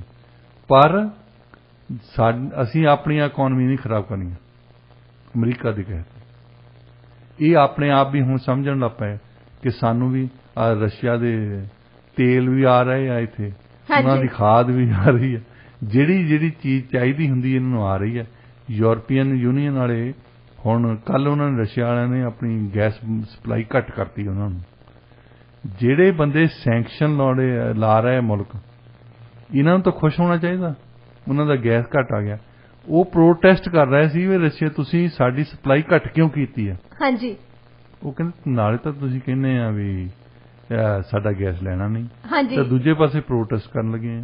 ਹਾਂਜੀ, ਇਹ ਦੋਹਰੀ ਨੀਤੀ ਹੈ ਨਾ, ਦੋਗਲੀ ਨੀਤੀ। ਦੋ ਕਲੱਬਾਂ ਉਹਨਾਂ ਦਾ ਸਾਹਮਣੇ ਹੋਇਆ, ਦਿਖਾਲਣ ਲਈ ਦੰਦ ਹੋ ਰਿਹਾ ਤੇ ਖਾਣ ਲਈ ਹੋ ਰਿਹਾ। ਹਾਂਜੀ ਡਾਕਟਰ ਸਾਹਿਬ, ਬਿਲਕੁਲ ਤੁਸੀਂ ਸਹੀ ਕਿਹਾ ਕਿ ਹਾਥੀ ਦੇ ਦੰਦ ਜਿਵੇਂ ਖਾਣ ਲਈ ਹੋਰ ਤੇ ਦਿਖਾਉਣ ਲਈ ਹੋਰ ਹੁੰਦੇ ਆ, ਬਿਲਕੁਲ ਇਸੇ ਤਰੀਕੇ ਨਾਲ ਆ। ਫਰਾਈਡੇ ਦਾ ਦਿਨ ਤੇ ਅੱਜ ਦੇ ਦਿਨ ਸਾਨੂੰ ਡਾਕਟਰ ਸਾਹਿਬ ਕਹਾਣੀ ਸੁਣਾਉਂਦੇ ਹੁੰਦੇ ਆ। ਡਾਕਟਰ ਸਾਹਿਬ, ਕਹਾਣੀ ਸ਼ੁਰੂ ਕਰੋ। ਜ਼ਰੂਰ, ਜੁਮੇ ਵਾਲਾ ਦਿਨ ਹੈ। ਕਹਾਣੀ ਸ਼ੁਰੂ ਹੁੰਦੀ ਹੈ ਜੰਗਲ ਦੇ ਵਿੱਚ। ਜੰਗਲ ਦੇ ਵਿੱਚ ਇੱਕ ਘੋੜਿਆਂ ਦਾ ਕਾਫਲਾ ਜਾ ਰਿਹਾ ਹੈ। ਘੋੜਾ ਉਹਨਾਂ ਤੋਂ ਵਿਛੜ ਗਿਆ। ਕਈ ਵਾਰੀ ਘੋੜੇ ਚੁਗਣ ਲੱਗ ਪੈਂਦੇ ਆ, ਉਹ ਦੇਖਦੇ ਨਹੀਂ ਕਿ ਨਾਲ ਦੇ ਚਲੇ ਗਏ। ਇਦਾਂ ਹੀ ਇੱਕ ਗਧਿਆਂ ਦਾ ਕਾਫਲਾ ਜਾ ਰਿਹਾ ਤੇ ਗਧਾ ਵਿਛੜ ਗਿਆ ਉਹਨਾਂ ਨੂੰ, ਤੇ ਉਹ ਦੋਵੇਂ ਜਣੇ ਇਕੱਠੇ ਹੋ ਗਏ ਉੱਥੇ ਇੱਕ ਚਰਾਨ ਦੇ ਵਿੱਚ। ਬੜੀ ਵੱਡੀ ਚਰਾਨ ਦਾ ਹੈ ਤੇ ਉਹਦੇ ਲਾਗੇ ਬੜਾ ਸੋਹਣਾ ਘੋੜਾ ਬਣਿਆ ਹੈ, ਜਿੱਦਾਂ ਸਟੇਜ ਬਣੀ ਹੁੰਦੀ ਹੈ। ਨਾਲ ਹੀ ਇੱਕ ਬੜੀ ਸੋਹਣੀ ਵਧੀਆ ਝੀਲ ਹੈ। ਝੀਲ ਦੇ ਵਿੱਚ ਫਰੈਸ਼ ਵਾਟਰ ਹੈ, ਕਿਉਂਕਿ ਉਹਦੇ ਨਾਰਥ ਦੇ ਵਿੱਚ ਉਹਨਾਂ ਦੇ ਪਹਾੜ ਆ, ਪਹਾੜ ਦਾ ਗਲੇਸ਼ੀਅਰ ਦਾ ਪਾਣੀ ਝੀਲ ਦੇ ਵਿੱਚ ਪੈ ਰਿਹਾ। ਰਮਣੀਕ ਸਥਾਨ ਹੈ ਤੇ ਆਲੇ ਦੁਆਲੇ ਤਰ੍ਹਾਂ ਤਰ੍ਹਾਂ ਦੇ ਦਰਖਤ ਆ, ਕਿਉਂਕਿ ਜੰਗਲ ਹੈ। ਤੇ ਉਹ ਹੁਣ ਦੋਏ ਜਾਣੇ ਰਹਿੰਦੇ ਉੱਥੇ, ਦੋਏ ਜਾਣੇ ਚੁਗਦੇ ਆ ਚਰਾਨ ਦੇ ਵਿੱਚ। ਤੇ ਗਧੇ ਦੇ ਮਨ ਦੇ ਵਿੱਚ ਆਵੇ ਕਿ ਉਹਨੂੰ ਮਾੜੀ ਜੀ ਅੱਖ ਘੋੜੇ ਵੱਲ ਕਰਿਆ ਕਿ ਵੀ ਗੱਲ ਸ਼ੁਰੂ ਕਰੇ, ਕੋਈ ਦੋਏ ਜਾਣੇ ਬੋਰ ਹੋ ਰਹੇ ਆ, ਗੱਲ ਨਹੀਂ ਸੀ ਕਰਦੇ ਵੈਸੇ। ਤੇ ਉਹ ਘੋੜਾ ਆਪਣੀ ਮਸਤੀ ਦੇ ਨਾਲ ਚੱਲ ਰਿਹਾ। ਉਹ ਇਧਰ ਨੂੰ ਕਦੇ ਗਧਾ ਉਹਦੇ ਮੋਹਰ ਦੀ ਲੰਘੇ, ਕਦੇ ਪਿੱਛੇ ਦੀ ਲੰਘੇ, ਵੀ ਗੱਲ ਕਰੇ, ਅਟੈਂਸ਼ਨ ਉਹਦੀ ਟੈਨਸ਼ਨ ਲੈਣ ਲਈ। ਤੇ ਫੇਰ ਦੁਪਹਿਰਾ ਹੋ ਗਿਆ ਤੇ ਪਾਣੀ ਪੀਣ ਚਲ ਗਏ। ਗਧਾ ਫੇਰ ਦੇਖੇ, ਅੱਖ ਉਹਦੀ ਵੱਲ ਦੇਖ ਕੇ ਵੀ ਸ਼ਾਇਦ ਪਾਣੀ ਪੀਂਦਾ ਕੋਈ ਗੱਲ ਕਰੂਗਾ। ਉਹਨੇ ਗੱਲ ਕੀਤੀ ਨਹੀਂ ਤਾਂ ਗਧਾ ਫਿਰ ਪਾਣੀ 'ਚ ਜਾ ਕੇ ਨਹਾਉਣ ਲੱਗ ਪਿਆ ਵੀ ਇਹ ਪੁੱਛੂਗਾ ਵੀ ਤੂੰ ਪਾਣੀ 'ਚ ਵੜਿਆ ਨਾ ਕਿਉਂ, ਇਹ ਤਾਂ ਪੀਣ ਲਈ ਹੈ। ਹਾਂਜੀ। ਉਹਨੇ ਆਰਾਮ ਨਾਲ ਪਾਣੀ ਪੀ ਕੇ ਤਾਂ ਦਰਖਤਾਂ ਦੇ ਥੱਲੇ ਜਾ ਕੇ ਛਾਵੇਂ ਬਹਿ ਗਿਆ ਤਾਂ ਗਧਾ ਉੱਥੋਂ ਨਿਕਲ ਕੇ ਘੋੜੇ ਤੇ ਬਹਿ ਗਿਆ। ਸਖਤੀ ਵਾਲਾ ਦਿਨ, ਸਮਰ ਦਾ ਦਿਨ, ਗਰਮੀਆਂ ਬਹੁਤ ਜ਼ਿਆਦਾ ਸੀ ਤੇ ਉਦੋਂ ਬਾਅਦ ਲੁੱਡ ਜਿਹੜੇ ਸ਼ਾਮ ਨੂੰ ਉੱਠੇ ਤਾਂ ਫੇਰ ਚੁਗਣ ਲੱਗ ਪਏ, ਫੇਰ ਪਾਣੀ ਪੀਤਾ, ਫੇਰ ਗਧਾ ਜਾ ਕੇ ਦਰਖਤਾਂ ਦੇ ਥੱਲੇ ਬੈਠ ਗਿਆ ਤੇ ਘੋੜਾ ਉੱਥੇ ਘੋੜੇ ਤੇ ਬੈਠ ਗਿਆ। ਉਹਨੇ ਸੋਚਿਆ ਹੋਣਾ ਗਧੇ ਨੇ ਵੀ ਜੇ ਮੈਂ ਉਹਦੀ ਜਗ੍ਹਾ ਤੇ ਜਾ ਕੇ ਬੈਠੂ ਸ਼ਾਇਦ ਕੋਈ ਗੱਲਬਾਤ ਸ਼ੁਰੂ ਹੀ ਕਰ ਲਵੇ। ਉਹਨੇ ਕੋਸ਼ਿਸ਼ ਬਹੁਤ ਕੀਤੀ ਵੀ ਇਹ ਮਾੜੀ ਮਾੜੀ ਤਾਂ ਕੋਈ ਤਾਂ ਕਮ ਸੇ ਕਮ ਅੱਖ ਚੱਕ ਹੀ ਪਾਵੇ, ਫਿਰ ਮੈਂ ਆਪੇ ਗੱਲ ਸ਼ੁਰੂ ਕਰ ਲਵਾਂ। ਗਧਾ ਥੋੜਾ ਸੋਸ਼ਲ ਲੱਗਦਾ, ਗੱਲਾਂ ਬਗੈਰ ਗੁਜ਼ਾਰਾ ਨਹੀਂ ਲੱਗਦਾ। ਗਧਾ ਆਪਣੀਆਂ ਛੱਡਣੀਆਂ ਚਾਹੁੰਦਾ ਸੀ। ਅੱਛਾ, ਇੱਕ ਦੋ ਦਿਨ ਜਦੋਂ ਬੀਤ ਗਏ ਫਿਰ ਗਧੇ ਤੋਂ ਗੁਬਾਰਾ ਭਰੀ ਗਿਆ ਮਨ ਦੇ ਵਿੱਚ, ਕੁਛ ਮੈਂ ਬੋਲਾਂ। ਇੱਕ ਦੋ ਦਿਨਾਂ ਤੱਕ ਘੋੜੇ ਨੇ ਉਹਨੂੰ ਬਿਲਕੁਲ ਤਵੱਜੋ ਹੀ ਨਹੀਂ ਦਿੱਤੀ ਤੇ ਉਹ ਗਧਾ ਫਿਰ ਕਹਿੰਦਾ ਦੇਖ ਲਾ ਕਿੰਨੀ ਸਖਤ ਗਰਮੀ ਹੋ ਗਈ ਹੈ। ਜਿੱਦਾਂ ਕੈਨੇਡਾ ਦੇ ਵਿੱਚ ਜੇ ਤੁਸੀਂ ਕਹਿੰਦੇ ਹੁੰਦੇ ਆ ਵੀ ਜੇ ਹੋਰ ਕੋਈ ਗੱਲ ਨਾ ਹੋਵੇ ਨਾ, ਤੁਸੀਂ ਵੈਦਰ ਦੀ ਗੱਲ ਕਰ ਲਓ। ਹਾਂਜੀ, ਵੈਦਰ ਦੀ ਹਰੇਕ ਹੀ ਗੱਲ ਕਰ ਲੈਂਦਾ। ਗਰਮੀ ਤੇ ਵੀ ਕੰਪਲੇਂਟ ਆ, ਸਰਦੀ ਤੇ ਵੀ ਕੰਪਲੇਂਟ ਆ, ਮੀਂਹ ਪੈਂਦੇ ਦੀ ਵੀ ਕੰਪਲੇਂਟ ਆ, ਨਾ ਪੈਂਦੇ ਦੀ ਵੀ ਕੰਪਲੇਂਟ ਆ। ਆਈਸ ਬ੍ਰੇਕ ਕਰਨ ਲਈ ਬੈਸਟ ਚੀਜ਼ ਹੈਗੀ ਕਿ ਵੈਦਰ ਤੋਂ ਸ਼ੁਰੂ ਕਰ ਲਓ, ਵੈਦਰ ਤੋਂ ਜਾਂ ਹਾਕੀ ਤੋਂ। ਹਾਂਜੀ ਹਾਂਜੀ। ਤੇ ਉਹਨੇ ਫਿਰ ਸ਼ੁਰੂ ਕਰ ਲਈ। ਗਧਾ ਕਹਿੰਦਾ ਯਾਰ ਇੰਨੀ ਗਰਮੀ ਪੈਂਦੀ ਆ ਦੇਖ ਲਓ, ਇੱਕ ਪਾਸੇ ਈਵਨ ਇਹਦਾ ਚਰਾਨ ਦਾ ਘਾਹ ਵੀ ਸੁੱਕ ਗਿਆ, ਜ਼ਿਆਦਾ ਹੁਣ ਸੁੱਕੀ ਜਾਂਦਾ ਕਿਉਂਕਿ ਬਹੁਤ ਜ਼ਿਆਦਾ ਗਰਮੀ ਆ, ਤਾਂ ਮੀਂਹ ਹਾਲੇ ਤਾਈਂ ਪਿਆ ਨਹੀਂ। ਤਾਂ ਇੱਧਰ ਜਿਹੜਾ ਨੀਲਾ ਘਾਹ ਆ ਬਿਲਕੁਲ ਥੋੜਾ ਰਹਿ ਗਿਆ। ਇਹ ਨੀਲੇ ਘਾਹ ਨੇ ਜਦੋਂ ਖਤਮ ਹੋਣਾ ਸਾਨੂੰ ਕੋਈ ਹੋਰ ਚਰਾਨ ਜਾਣਾ ਪੈਣਾ। ਨੀਲਾ ਘਾਹ ਇੰਨੀ ਸਖਤ ਗਰਮੀ ਨੂੰ ਸਹਿ ਨਹੀਂ ਕਰ ਸਕਦਾ। ਉਹ ਘੋੜੇ ਨੇ ਸੁਣਿਆ, ਕਹਿੰਦਾ ਇੱਕ ਦੋ ਵਾਰੀ ਤਾਂ ਕਮਰੀ ਗੱਲ ਸੁਣ ਲੈਂਦੇ ਤੁਸੀਂ। ਉਹ ਨੀਲਾ ਘਾਹ ਨੀਲਾ ਘਾਹ ਨੀਲਾ। ਘੋੜਾ ਕਹਿੰਦਾ ਘਾਹ ਹਰਾ ਆ ਦਰਖਤ ਵੀ ਹਰੇ ਆ ਤਾਂ ਇਹ ਵੀ ਹਰਾ ਆ। ਉਹ ਕਹਿੰਦਾ ਗਧਾ ਕਹਿੰਦਾ ਉਹ ਨਹੀਂ, ਕਹਿੰਦਾ ਅਸੀਂ ਤਾਂ ਬਚਪਨ ਤੋਂ ਖਾਂਦੇ ਆਏ ਆ, ਸਾਨੂੰ ਪਤਾ ਘਾਹ ਨੀਲਾ ਹੁੰਦਾ। ਇੱਥੇ ਵਾਲਾ ਘਾਹ ਵੀ ਨੀਲਾ ਹੈ, ਜਿੱਥੇ ਪਹਿਲਾਂ ਰਹਿੰਦੇ ਸੀ ਉੱਥੇ ਵਾਲਾ ਵੀ ਨੀਲਾ ਹੈ। ਅੱਛਾ, ਉਹ ਉਹਨਾਂ ਦੀ ਬਹਿਸ ਹੋ ਗਈ। ਗਧਾ ਕਹੇ ਵੀ ਨੀਲਾ ਆ, ਘੋੜਾ ਕਹੇ ਹਰਾ ਘਾਹ ਆ। ਹਾਂਜੀ। ਅੱਛਾ, ਤੂੰ ਮੈਂ ਕਰਦੇ ਹੋਏ ਉੱਚੀ ਹੋ ਜਾਂਦੇ ਆ। ਜਦੋਂ ਲੜਾਈ ਹੁੰਦੀ ਆ ਫਿਰ ਆਵਾਜ਼ ਉੱਚੀ ਹੋ ਜਾਂਦੀ ਹੈ। ਹਾਂਜੀ। ਉਹ ਜ਼ਿਆਦਾ ਉੱਚੀ ਹੋ ਗਈ ਤਾਂ ਲਾਗੇ ਦੀ ਇੱਕ ਲੂੰਬੜੀ ਲੰਘਦੀ ਸੀ। ਉਹ ਲੂੰਬੜੀ ਫਿਰ ਪੁੱਛਦੀ ਆ ਵੀਰ ਜੀ ਕੀ ਹੋਇਆ। ਉਹ ਕਹਿੰਦਾ ਘੋੜਾ ਕਹਿੰਦਾ ਵੀ ਮੈਂ ਕਹਿੰਦਾ ਘਾਹ ਹਰਾ ਆ, ਇਹ ਕਹਿੰਦਾ ਨੀਲਾ ਆ, ਦੱਸ। ਇਸ ਗੱਲ ਤੇ ਬਹਿਸਣ ਲੱਗਾ ਹੈ। ਉਹ ਲਾਗੇ ਨੂੰ ਆ ਗਈ। ਉਹ ਕਹਿੰਦੇ ਆ ਤੂੰ ਏਦਾਂ ਕਰ, ਸਾਡਾ ਫੈਸਲਾ ਕਰਾ ਵੀ ਦੱਸ ਘਾਹ ਹਰਾ ਹੁੰਦਾ ਕਿ ਨੀਲਾ ਹੁੰਦਾ। ਹਾਂਜੀ। ਲੂੰਬੜੀ ਕਹਿੰਦੀ ਜਿਹੜਾ ਫੈਸਲਾ ਕਰਨ ਵਾਲੀ ਵੱਡੀ ਗੱਲ ਹੈ। ਫੈਸਲਾ ਕਰਨ ਦੇ ਵਿੱਚ ਇੱਕ ਨੂੰ ਤਾਂ ਗਲਤ ਕਹਿਣਾ ਪੈਣਾ, ਇੱਕ ਨੂੰ ਠੀਕ ਕਹਿਣਾ ਪੈਣਾ। ਹਾਂਜੀ। ਤੇ ਜਿਹੜੇ ਬੰਦੇ ਜਿਹਦੀ ਗਲਤੀ ਆ ਉਹਨੂੰ ਸਜ਼ਾ ਵੀ ਮਿਲਦੀ ਹੁੰਦੀ ਆ। ਮੈਂ ਇਹ ਕੰਮ ਕਰ ਨਹੀਂ ਸਕਦੀ, ਇਹ ਕੰਮ ਤਾਂ ਬਾਦਸ਼ਾਹ ਕਰ ਸਕਦਾ। ਬਾਦਸ਼ਾਹ ਸਾਡਾ ਸ਼ੇਰ ਹੈ, ਉਹ ਜੇ ਤੁਸੀਂ ਨਾ ਵੀ ਕੋਈ ਮੰਨੂਗਾ ਉਹਦੀ ਗੱਲ ਤਾਂ ਉਹ ਧੌਲ ਤਫਾ ਵੀ ਕਰ ਸਕਦਾ, ਤਕੜਾ ਹੈ। ਹਾਂਜੀ। ਕਹਿੰਦੇ ਘੋੜੇ ਨੇ ਸੋਚਿਆ, ਕਹਿੰਦਾ ਵੀ ਗੱਲ ਤਾਂ ਠੀਕ ਹੈ, ਚੱਲ ਫਿਰ ਤੂੰ ਸਰਕਾਰੀ ਦਰਬਾਰੇ ਜਾਣੀ ਰਹਿਣੀ ਆ, ਤੂੰ ਸਾਨੂੰ ਲੈ ਕੇ ਚੱਲ ਉੱਥੇ ਸ਼ੇਰ ਦੇ ਕੋਲ, ਫਿਰ ਉਹਨਾਂ ਦੇ ਕੋਲ ਫੈਸਲਾ ਕਰਾ ਲੈਂਦੇ ਕਿ ਘਾਹ ਹਰਾ ਆ ਕਿ ਨੀਲਾ ਹੈ। ਹਾਂਜੀ। ਲੂੰਬੜੀ ਕਹਿੰਦੀ ਵੀ ਮੈਂ ਤਾਂ ਥੱਕੀ ਪਈ ਆ, ਸਾਰਾ ਦਿਨ ਤੁਰੀ ਫਿਰਦੀ ਰਹੀ ਆ। ਉਧਰ ਨੂੰ ਹਾਥੀ ਜਾਂਦੇ ਹੁੰਦੇ ਆ ਨਹਾਉਣ, ਲਾਗੇ ਉਹਦਾ ਝਰਨਾ ਆ ਗੁਫਾ ਦੇ, ਤੇ ਮੈਂ ਨਹੀਂ ਇੰਨਾ ਤੁਰਨਾ। ਘੋੜਾ ਕਹਿੰਦਾ ਇਹਦਾ ਫਿਕਰ ਕਾਹਦੋਂ ਕਰਦੀ ਹੈ, ਤੂੰ ਮੇਰੇ ਸਵਾਰੀ ਕਰ, ਪਿੱਠ ਤੇ ਬੈਠ, ਮੈਂ ਤੈਨੂੰ ਲੈ ਜਾਣਾ। ਹਾਂਜੀ, ਕਿਉਂਕਿ ਘੋੜੇ ਨੂੰ ਤਾਂ ਕੌਨਫੀਡੈਂਸ ਸੀ ਨਾ ਵੀ ਉਹ ਸਹੀ ਆ। ਉਹ ਫਿਰ ਉਹਨੇ ਛਾਲ ਮਾਰੀ ਤਾਂ ਉਹਦੀ ਪਿੱਠ ਤੇ ਬਹਿ ਗਈ। ਹੁਣ ਰਾਹ ਦੇ ਵਿੱਚ ਫੇਰ ਕਰਦੇ ਆ, ਗਧੇ ਨੇ ਜਾਣ ਕੇ ਫੇਰ ਛੇੜ ਲਈ। ਕਹਿੰਦਾ ਇੱਥੇ ਵਾਲਾ ਵੀ ਦੇਖ ਲੈ, ਰਾਹ ਦੇ ਵਿੱਚ ਵੀ ਨੀਲਾ ਨੀਲਾ ਘਾਹ ਕਿੰਨਾ ਸੋਹਣਾ। ਘੋੜਾ ਫੇਰ ਕਹਿੰਦਾ ਹਰਾ ਘਾਹ ਆ, ਹਰਾ ਹੀ ਹੁੰਦਾ ਆ, ਹਰੇ ਹੀ ਦਰਖਤ ਆ, ਸਭ ਕੁਛ ਹਰਾ। ਉਹ ਫੇਰ ਤੂੰ ਮੈਂ ਤੂੰ ਮੈਂ ਕਰਦੇ ਕਰਦੇ ਗੁਫਾ ਤਾਈਂ ਆ ਗਏ ਸ਼ੇਰ ਦੀ। ਤੇ ਉਹ ਲੂੰਬੜੀ ਕਹਿੰਦੀ ਹੁਣ ਤਾਂ ਚੁੱਪ ਕਰੋ, ਹੁਣ ਤਾਂ ਸ਼ੇਰ ਦੇ ਦਰਵਾਜ਼ੇ ਤੇ ਆ ਗਏ ਅਸੀਂ। ਹਾਂਜੀ। ਉਹਨੇ ਮਾਰੀ ਛਾਲ ਥੱਲੇ ਉਤਰੀ ਤਾਂ ਜਾ ਕੇ ਸ਼ੇਰ ਗੁਫਾ ਦੇ ਮੂਹਰੇ ਹੀ ਨੈਪ ਲੈ ਰਿਹਾ ਸੀ ਤੇ ਉਹਨੇ ਜਾ ਕੇ ਲੂੰਬੜੀ ਨੇ ਉਹਨੂੰ ਜਗਾਇਆ, ਚਾਚਾ ਉੱਠ ਜਰਾ ਫੈਸਲਾ ਕਰ। ਕਚਹਿਰੀ 'ਚ ਕੇਸ ਆ ਗਿਆ। ਕਚਹਿਰੀ ਕੇਸ ਆ ਗਿਆ। ਇਹ ਘਾਹ ਨੂੰ ਕਹਿੰਦਾ ਹਰਾ, ਉਹ ਨੀਲਾ ਕਹਿੰਦਾ। ਉਹ ਕਹਿੰਦਾ ਕੌਣ ਆ? ਕਹਿੰਦਾ ਘੋੜੇ ਨੂੰ ਵੀ ਘਾਹ ਤੂੰ ਕੀ ਕਹਿਣਾ? ਕਹਿੰਦਾ ਬਾਦਸ਼ਾਹ ਸਲਾਮਤ, ਮੈਂ ਇਹ ਕਹਿੰਦਾ ਘਾਹ ਹਰਾ ਹੁੰਦਾ। ਤੇ ਉਹਨੇ ਦੂਜੇ ਗਧੇ ਵੱਲ ਨਿਗਾਹ ਮਾਰੀ, ਕਹਿੰਦਾ ਤੂੰ ਕੀ ਕਹਿਣਾ?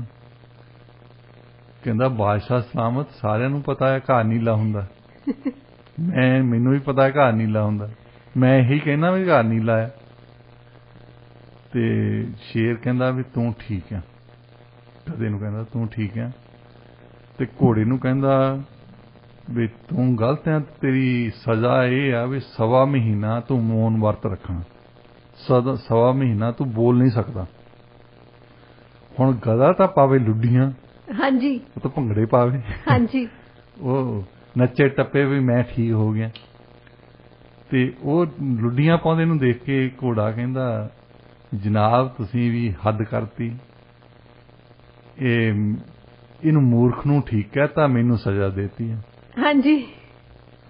ਸ਼ੇਰ ਕਹਿੰਦਾ ਤੈਨੂੰ ਸਜ਼ਾ ਵੀ ਇਸ ਗੱਲ ਦੀ ਮਿਲੀ ਆ, ਤੈਨੂੰ ਪਤਾ ਇਹ ਮੂਰਖ ਆ, ਤੂੰ ਮੂਰਖ ਨਾਲ ਕਿਉਂ ਬਹਿਸਣ ਲੱਗਾ ਹੈ? ਹਾਂਜੀ। ਸੋ ਕਹਿੰਦੇ ਹੁੰਦੇ ਵੀ ਮੂਰਖ ਦੇ ਨਾਲ ਬਹਿਸਣਾ ਨਹੀਂ ਚਾਹੀਦਾ। ਜੀ ਡਾਕਟਰ ਸਾਹਿਬ, ਤੁਹਾਡੀ ਕਹਾਣੀ ਵਾਕਈ ਬਹੁਤ ਵਧੀਆ ਸੀ। ਇਹ ਬਿਲਕੁਲ ਸਹੀ ਗੱਲ ਆ, ਮੂਰਖ ਬੰਦੇ ਦੇ ਨਾਲ ਨਾ ਕਦੇ ਨਹੀਂ ਬਹਿਸਣਾ ਚਾਹੀਦਾ। ਜੇ ਉਹ ਕਹਿ ਦੇਵੇ ਕਿ 2 + 3 6 ਹੁੰਦੇ, ਕਹਿ ਦੋ ਹਾਂ ਤੂੰ ਬਿਲਕੁਲ ਸਹੀ ਆ, ਕਿਉਂਕਿ ਉਹਨੇ ਤਾਂ ਮੰਨਣਾ ਹੀ ਜੋ ਨਹੀਂ। ਮੂਰਖ ਨੇ ਤਾਂ ਜੋ ਕਹਿਤਾ ਤਾਂ ਕਰਤਾ। ਹਾਂਜੀ। ਉਹਨਾਂ ਬਹਿਸਣ ਜਿਹੜਾ ਬਹਿਸਦਾ ਆ ਉਹਦੀ ਤੁਹਾਨੂੰ ਬੁੱਧੀ ਤੇ ਸ਼ੱਕ ਪੈਂਦਾ ਫਿਰ ਹਾਂਜੀ ਵੀ ਉਹ ਤਾਂ ਮੂਰਖ ਹੈਗਾ। ਹਾਂਜੀ। ਸ਼ੇਰ ਵੀ ਕਹਿੰਦਾ ਵੀ ਉਹ ਤਾਂ ਮੂਰਖ ਆ, ਪਤਾ ਹੈ ਸਾਨੂੰ। ਹਾਂਜੀ। ਗਧਾ ਆ। ਹਾਂਜੀ। ਗਧਾ, ਮੂਰਖ ਦਾ ਦੂਸਰਾ ਸ਼ਬਦ ਹੈਗਾ ਗਧਾ। ਹਾਂਜੀ। ਇਹ ਤਾਂ ਗਧਾ ਆ। ਤਾਂ ਤੂੰ ਜਿਹੜਾ ਬਹਿਸਣ ਲੱਗਾ ਆ, ਸਜ਼ਾ ਤੈਨੂੰ ਹੀ ਮਿਲਣੀ ਹੈ। ਹਾਂਜੀ। ਇਹਦਾ ਤਾਂ ਕੰਮ ਹੀ ਇਹ ਹੈ। ਹਾਂਜੀ। ਕਈ ਵਾਰ ਬਹੁਤ ਲਾਈਫ ਦੇ ਵਿੱਚ ਬਹੁਤ ਮੂਰਖ ਮਿਲਦੇ ਆ ਤੁਹਾਨੂੰ। ਹਾਂਜੀ। ਤੇ ਉਹਨਾਂ ਦੇ ਨਾਲ ਤੁਸੀਂ ਬਹਿਸਦੇ ਆ ਤੇ ਸ਼ੱਕ ਤੁਹਾਡੇ ਤੇ ਹੋਣਾ ਚਾਹੀਦਾ। ਹਾਂਜੀ। ਸਜ਼ਾ ਤੁਹਾਨੂੰ ਮਿਲਣੀ ਚਾਹੀਦੀ ਹੈ ਵੀ ਇਹ ਤਾਂ ਮੂਰਖ ਬੰਦਾ ਹੈ। ਹਾਂਜੀ। ਇਹਨੇ ਤਾਂ ਕਹਿਤਾ। ਹਾਂਜੀ ਬਿਲਕੁਲ। ਅਕਲ ਤਾਂ ਤੈਨੂੰ ਹੋਣੀ ਚਾਹੀਦੀ ਹੈ ਨਾ। ਜੀ ਬਿਲਕੁਲ। ਜਿਹੜਾ ਅਕਲ ਵਾਲਾ ਬੰਦਾ ਉਹ ਮੂਰਖ ਦੇ ਨਾਲ ਝਗੜਾ ਕਰ ਰਿਹਾ, ਉਹਦੀ ਫਿਰ ਅਕਲ ਦਾ ਕੀ ਜਨਾਜ਼ਾ ਕੱਢ ਰਿਹਾ ਉਹ ਵੀ। ਦੇਖ ਲਓ ਤੁਸੀਂ ਵੀ, ਉਹਨੇ ਕਹਿਤਾ ਸੀ ਘਾਹ ਨੀਲਾ ਤੇ ਉਹਨੇ ਹਰਾ, ਇਸੇ ਚੀਜ਼ ਦੇ ਉੱਪਰ ਦੇਖੋ ਵੀ ਕੇਸ ਕਚਹਿਰੀ ਤੱਕ ਚਲਾ ਗਿਆ। ਅਖੀਰਲੀ ਜਿੱਦਾਂ ਕੀ ਕਹਿੰਦੇ ਸੁਪਰੀਮ ਕੋਰਟ ਜੰਗਲ ਦੀ ਤਾਂ ਫਿਰ ਬਾਦਸ਼ਾਹ ਸ਼ੇਰ ਹੀ ਆ। ਹਾਂਜੀ। ਹਾਂਜੀ। ਉਹਦੇ ਚ ਇੱਕ ਤਾਂ ਉਹਨੇ ਗੱਲ ਕੀਤੀ ਲੂੰਬੜੀ ਨੇ ਸੱਚੀ, ਵੀ ਕਿਸੇ ਨੂੰ ਗਲਤ ਕਹਿਣਾ, ਕਿਸੇ ਨੂੰ ਠੀਕ ਕਹਿਣਾ। ਹੁਣ ਸਾਡੇ ਜੱਜਸ ਕਹਿੰਦੇ ਆ ਜਿਹੜੇ ਵੀ ਇੱਕ ਧਿਰ ਠੀਕ ਹੈ ਇੱਕ ਗਲਤ ਆ, ਉਹਨਾਂ ਦੇ ਪਿੱਛੇ ਸਟੇਟ ਪਾਵਰ ਖੜੀ ਹੈ। ਹਾਂਜੀ। ਜੇ ਤੁਸੀਂ ਨਹੀਂ ਮੰਨਦੇ ਉਹਨਾਂ ਨੇ ਚੱਕ ਕੇ ਤੁਹਾਨੂੰ ਜੇਲ੍ਹ 'ਚ ਦੇ ਦੇਣਾ। ਹਾਂਜੀ। ਉੱਥੇ ਜੰਗਲ ਦੇ ਵਿੱਚ ਤਾਂ ਸਟੇਟ ਪਾਵਰ ਇਹੀ ਆ ਕਿ ਜੇ ਨਹੀਂ ਮੰਨਦੇ ਤਾਂ ਫਿਰ ਸ਼ੇਰ ਤੁਹਾਨੂੰ ਖਾ ਲਊਗਾ। ਹਾਂਜੀ ਬਿਲਕੁਲ। ਉਹਦੇ 'ਚ ਤਾਕਤ ਹੈਗੀ ਹੈ। ਹਾਂਜੀ। ਇੱਕ ਤਾਂ ਉਹਨੇ ਕਹਿਤਾ ਵੀ ਠੀਕ ਹੈ ਤੂੰ ਗਲਤ ਆ, ਤੂੰ ਠੀਕ ਹੈ, ਪਰ ਗਲਤੀ ਦੀ ਸਜ਼ਾ ਇਹ ਹੈਗੀ। ਨਾਲੇ ਵੈਸੇ ਵੀ ਜਿੱਦਾਂ ਸ਼ੇਰ ਨੇ ਫੈਸਲਾ ਦਿੱਤਾ ਦੋਨਾਂ ਨੂੰ ਚੁੱਪ ਕਰਕੇ ਮੰਨਣਾ ਪੈ ਗਿਆ, ਉੱਥੇ ਤਾਂ ਉਹਨੇ ਰੌਲਾ ਵੀ ਨਹੀਂ ਪਾ ਸਕਦੇ। ਲੂੰਬੜੀ ਨੇ ਇਹ ਆਬਜੈਕਸ਼ਨ ਦਿੱਤਾ ਵੀ ਮੈਂ ਨਹੀਂ ਇਹ ਫੈਸਲਾ ਕਰ ਸਕਦੀ। ਹਾਂਜੀ। ਹਾਂਜੀ। ਜੇ ਮੈਂ ਕਿਸੇ ਨੂੰ ਕਹੂੰਗੀ ਗਲਤ ਜਾਂ ਮੈਂ ਕਿਸੇ ਨੂੰ ਕਹੂੰਗੀ ਠੀਕ ਆ, ਉਹ ਮੇਰੀ ਮੰਨਣ ਚਾਹੇ ਨਾ ਮੰਨਣ। ਹਾਂਜੀ। ਮੈਂ ਉਹਨੂੰ ਇਨਫੋਰਸ ਕਿੱਦਾਂ ਕਰੂੰਗੀ? ਹਾਂਜੀ। ਇਹ ਤਾਂ ਸ਼ੇਰ ਹੀ ਕਰ ਸਕਦਾ। ਹਾਂਜੀ ਬਿਲਕੁਲ। ਸ਼ੇਰ ਨੇ ਬੜਾ ਸਿਆਣਾ ਫੈਸਲਾ ਕੀਤਾ। ਦੇਖੋ ਵੀ ਇੱਕ ਤਾਂ ਉਹ ਸ਼ੇਰ ਆ, ਦੂਸਰਾ ਉਹ ਜੰਗਲ ਦਾ ਰਾਜਾ। ਐਵੇਂ ਤਾਂ ਨਹੀਂ, ਤੁਸੀਂ ਆਪੇ ਦੇਖੋ ਵੀ ਉਹਨੇ ਇੱਕ ਸੈਕਿੰਡ ਵਿਚਾਰਾ ਸੁੱਤਾ ਸੀ। ਪਹਿਲੀ ਗੱਲ ਤਾਂ ਜਦੋਂ ਕਿਸੇ ਸੁੱਤੇ ਬੰਦੇ ਨੂੰ ਤੁਸੀਂ ਜਗਾ ਲੈਂਦੇ ਹੋ ਨਾ, ਬੰਦੇ ਨੂੰ ਗੁੱਸਾ ਬਹੁਤ ਆਉਂਦਾ, ਕਿਉਂਕਿ ਨੀਂਦ ਕਿਸੇ ਦੀ ਕਦੇ ਤੋੜਨੀ ਨਹੀਂ ਚਾਹੀਦੀ। ਹੁਣ ਤੁਸੀਂ ਦੇਖੋ ਵੀ ਉਹਨੂੰ ਨੀਂਦ ਜੇ ਉਠਾਇਆ, ਉੱਠ ਕੇ ਉਹਨੇ ਦੇਖੋ ਤੁਸੀਂ 2 ਸੈਕਿੰਡ ਲਾਏ ਸਾਰੀ ਚੀਜ਼ ਨੂੰ ਐਨਾਲਾਈਜ਼ ਕਰਨ ਦੇ ਲਈ, ਤੇ ਉਹਨੇ 2 ਸੈਕਿੰਡ 'ਚ ਆਪਣਾ ਫੈਸਲਾ ਦੇ ਦਿੱਤਾ।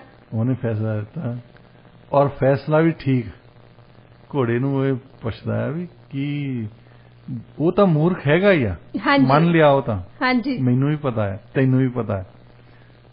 ਸਵਾਲ ਤਾਂ ਇਹ ਆ ਵੀ ਤੂੰ ਅਕਲ ਵਾਲਾ ਹੈ, ਤੂੰ ਕਿਉਂ ਨਾ ਬੈਸਣ ਲੱਗਾ ਹੈ? ਹਾਂਜੀ ਵੀ ਤੈਨੂੰ ਤਾਂ ਪਤਾ ਹੀ ਆ ਵੀ ਘਾਹ ਗ੍ਰੀਨ ਕਲਰ ਦਾ ਹਰੇ ਰੰਗ ਦਾ ਹੀ ਹੁੰਦਾ ਵੀ ਤੂੰ ਇਸ ਚੀਜ਼ ਨੂੰ ਕੀ ਪ੍ਰੂਫ ਕਰਨਾ ਵੀ ਮੂਰਖ ਦੇ ਨਾਲ। ਜੇ ਮੂਰਖ ਇਹ ਯਕੀਨ ਕਰਦਾ ਨਾ ਵੀ ਇਹ ਘਾਹ ਨੀਲੇ ਰੰਗ ਦਾ, ਉਹਨੂੰ ਯਕੀਨ ਕਰਨ ਦਿਓ। ਹਾਂਜੀ। ਕਿਉਂਕਿ ਉਹ ਪੱਕਾ ਕਨਵਿੰਸ ਆ ਵੀ ਨੀਲੇ ਰੰਗ ਦਾ ਹੈ। ਹਾਂਜੀ। ਤੇ ਉਹਦੇ ਨਾਲ ਬੈਂਸਣ ਦੀ ਕੋਈ ਲੋੜ ਨਹੀਂ ਤੁਹਾਨੂੰ। ਹਾਂਜੀ। ਹੁਣ ਤੁਹਾਨੂੰ ਜ਼ਿੰਦਗੀ ਦੇ ਵਿੱਚ ਬਹੁਤ ਜਗ੍ਹਾ ਦੇ ਬੰਦੇ ਮਿਲਣਗੇ ਜਿਹੜੇ ਬਿਲਕੁਲ ਹੀ ਉਲਟ ਗੱਲ ਕਰਨਗੇ। ਹਾਂਜੀ। ਤੇ ਉਹਨੂੰ ਕਰਨ ਦਿਓ, ਉਹ ਤਾਂ ਮੂਰਖ ਆਦਮੀ ਆ। ਆਪਣੀ એનર્ਜੀ ਤੇ ਆਪਣਾ ਜਿਹੜਾ ਸਮਾਂ ਉਹ ਖਰਾਬ ਨਹੀਂ ਕਰਨਾ ਚਾਹੀਦਾ ਜੀ। ਤੇ ਹੁਣ ਸਾਡਾ ਹਫਤਾ ਵੀ ਖਤਮ ਹੋ ਰਿਹਾ ਤੇ ਸਾਡਾ ਪ੍ਰੋਗਰਾਮ ਵੀ ਖਤਮ ਹੋਣ ਜਾ ਰਿਹਾ। ਅੱਜ ਦਾ ਵਿਚਾਰ ਦੱਸੋ ਜੀ ਡਾਕਟਰ ਸਾਹਿਬ। ਅੱਜ ਦਾ ਵਿਚਾਰ ਹੈ ਜੀ, ਪਹਾੜ ਤੇ ਚੜਨ ਵਾਲੇ ਨੂੰ ਥੋੜਾ ਬਹੁਤਾ ਘਾਹ ਮਿੱਧਣਾ ਹੀ ਪੈਂਦਾ ਹੈ ਜੀ। ਇਸੇ ਨੋਟ ਤੇ ਅਸੀਂ ਅੱਜ ਦੇ ਪ੍ਰੋਗਰਾਮ ਦੀ ਇੱਥੇ ਹੀ ਸਮਾਪਤੀ ਕਰਦੇ ਹਾਂ। ਡਾਕਟਰ ਸਾਹਿਬ ਦੇ ਨਾਲ ਮੁਲਾਕਾਤ ਹੋਊਗੀ ਮੰਡੇ ਵਾਲੇ ਦਿਨ ਸਵੇਰੇ 7 ਵਜੇ। ਮੇਰੀ ਤੇ ਤੁਹਾਡੀ ਮੁਲਾਕਾਤ ਹੋਏਗੀ ਕੱਲ ਪ੍ਰੋਗਰਾਮ ਸੱਚਰੀ ਮਹਿਕ ਦੇ ਵਿੱਚ ਠੀਕ 10 ਵਜੇ। ਪ੍ਰੋਗਰਾਮ ਤੁਹਾਨੂੰ ਕਿਹੋ ਜਿਹਾ ਲੱਗਿਆ ਸਾਨੂੰ ਦੱਸਣਾ ਜ਼ਰੂਰ। ਸਾਡੇ ਸਟੂਡੀਓ ਦਾ ਨੰਬਰ ਹੈ 6045929191 6045929191। ਪ੍ਰੋਗਰਾਮ 'ਚ ਸਾਥ ਦੇਣ ਲਈ ਬਹੁਤ ਬਹੁਤ ਸ਼ੁਕਰੀਆ।